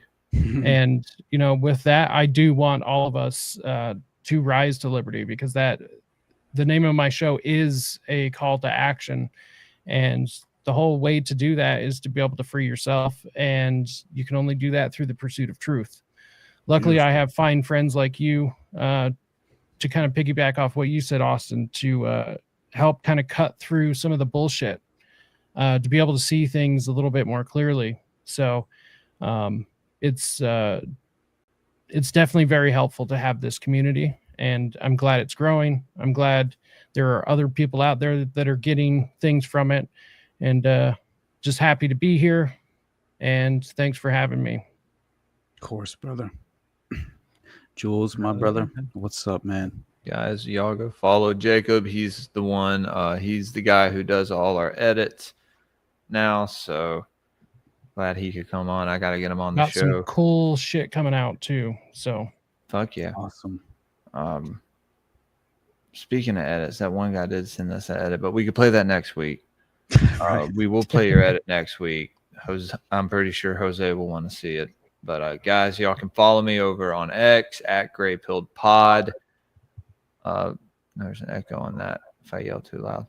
On Instagram, GreyPilled_podcast, Rumble, YouTube, Spotify, Apple Podcasts. Over on Patreon, patreon.com/GreyPilledPodcast. We do an esoteric book review every Saturday morning over there. It's pretty dope. You get a free sticker pack, bunch of cool shit. A lot of good stuff happening over there. Also, going on John Lee Chaubeck's podcast tomorrow night. It's Not What You Think. He'll be streaming it on his channel. I will also be streaming it. So I'll post what time tomorrow, sometime during the day. And Sunday, noon Central, I'm having Esoteric Eddie. He will be joining me. So shouts out to Eddie. It'd be good having him on again. He just had a baby, so he started to get back out there and go back on shows. Should be having Isaac Weishaupt on later this month as well. So got a lot of cool things happening in August, September, guys. Go to paranoidamerican.com/discount/graypilled for 10% off. Get you, are you under Illuminati mind control handbook pamphlet? Those are so cool. They got an MK Ultra one, a homunculus one. Good shit. It's good shit. And y'all join us every week, 8:30 Central, for the best parapolitical call-in show on the fucking internet. Hell yeah, brother. You already know I love you, man. And I just I mean, clearly, one I will say is I think I'm talking with Doc Brown from Prometheus Lens on Friday. And then I think Doc's it's on Doc's awesome, dude. You also look like him. Dude, as well as Donut. You also look like Doc. So it was crazy. It was like the homies, it was Jacob and the homies from the Cult of Conspiracy. Then it was Doc Brown from Prometheus Lens. Then it was Donut, me, and Paranoid American Thomas, right? Like that was the panel that was on the stage at Bro Grove. I thought it was honestly it was awesome, but I had no idea that's what we were amazing. I'm truly very jealous. Dude, it was so much fun. And then Sam was like my biggest hype man the whole weekend. Like, dude, it was crazy. Like when they called me up on the stage, like the loudest person was Sam, dude. It was so fucking cute. But anyway, I love him so much. So all right, guys, you already know, if anything I've ever done resonates with you, man, the best place to support me is the patreon.com/theunderclasspodcast. I at least have the paywalled show with Brad and Sam called Whatever This Is, which I'm sure we'll do another one the next day or two. And yeah, well, maybe I can get through some of the other things I was intending on discussing tonight, but either way, you guys already know I love you and I appreciate you. And Rage, dude, Rage is in the chat still, talking shit, stirring the pot as always, tweaking his nipples. Oh my god. All right, guys, we better get out of here. Nothing but love as always, and we will catch you next Tuesday. Appreciate you. Peace, everybody.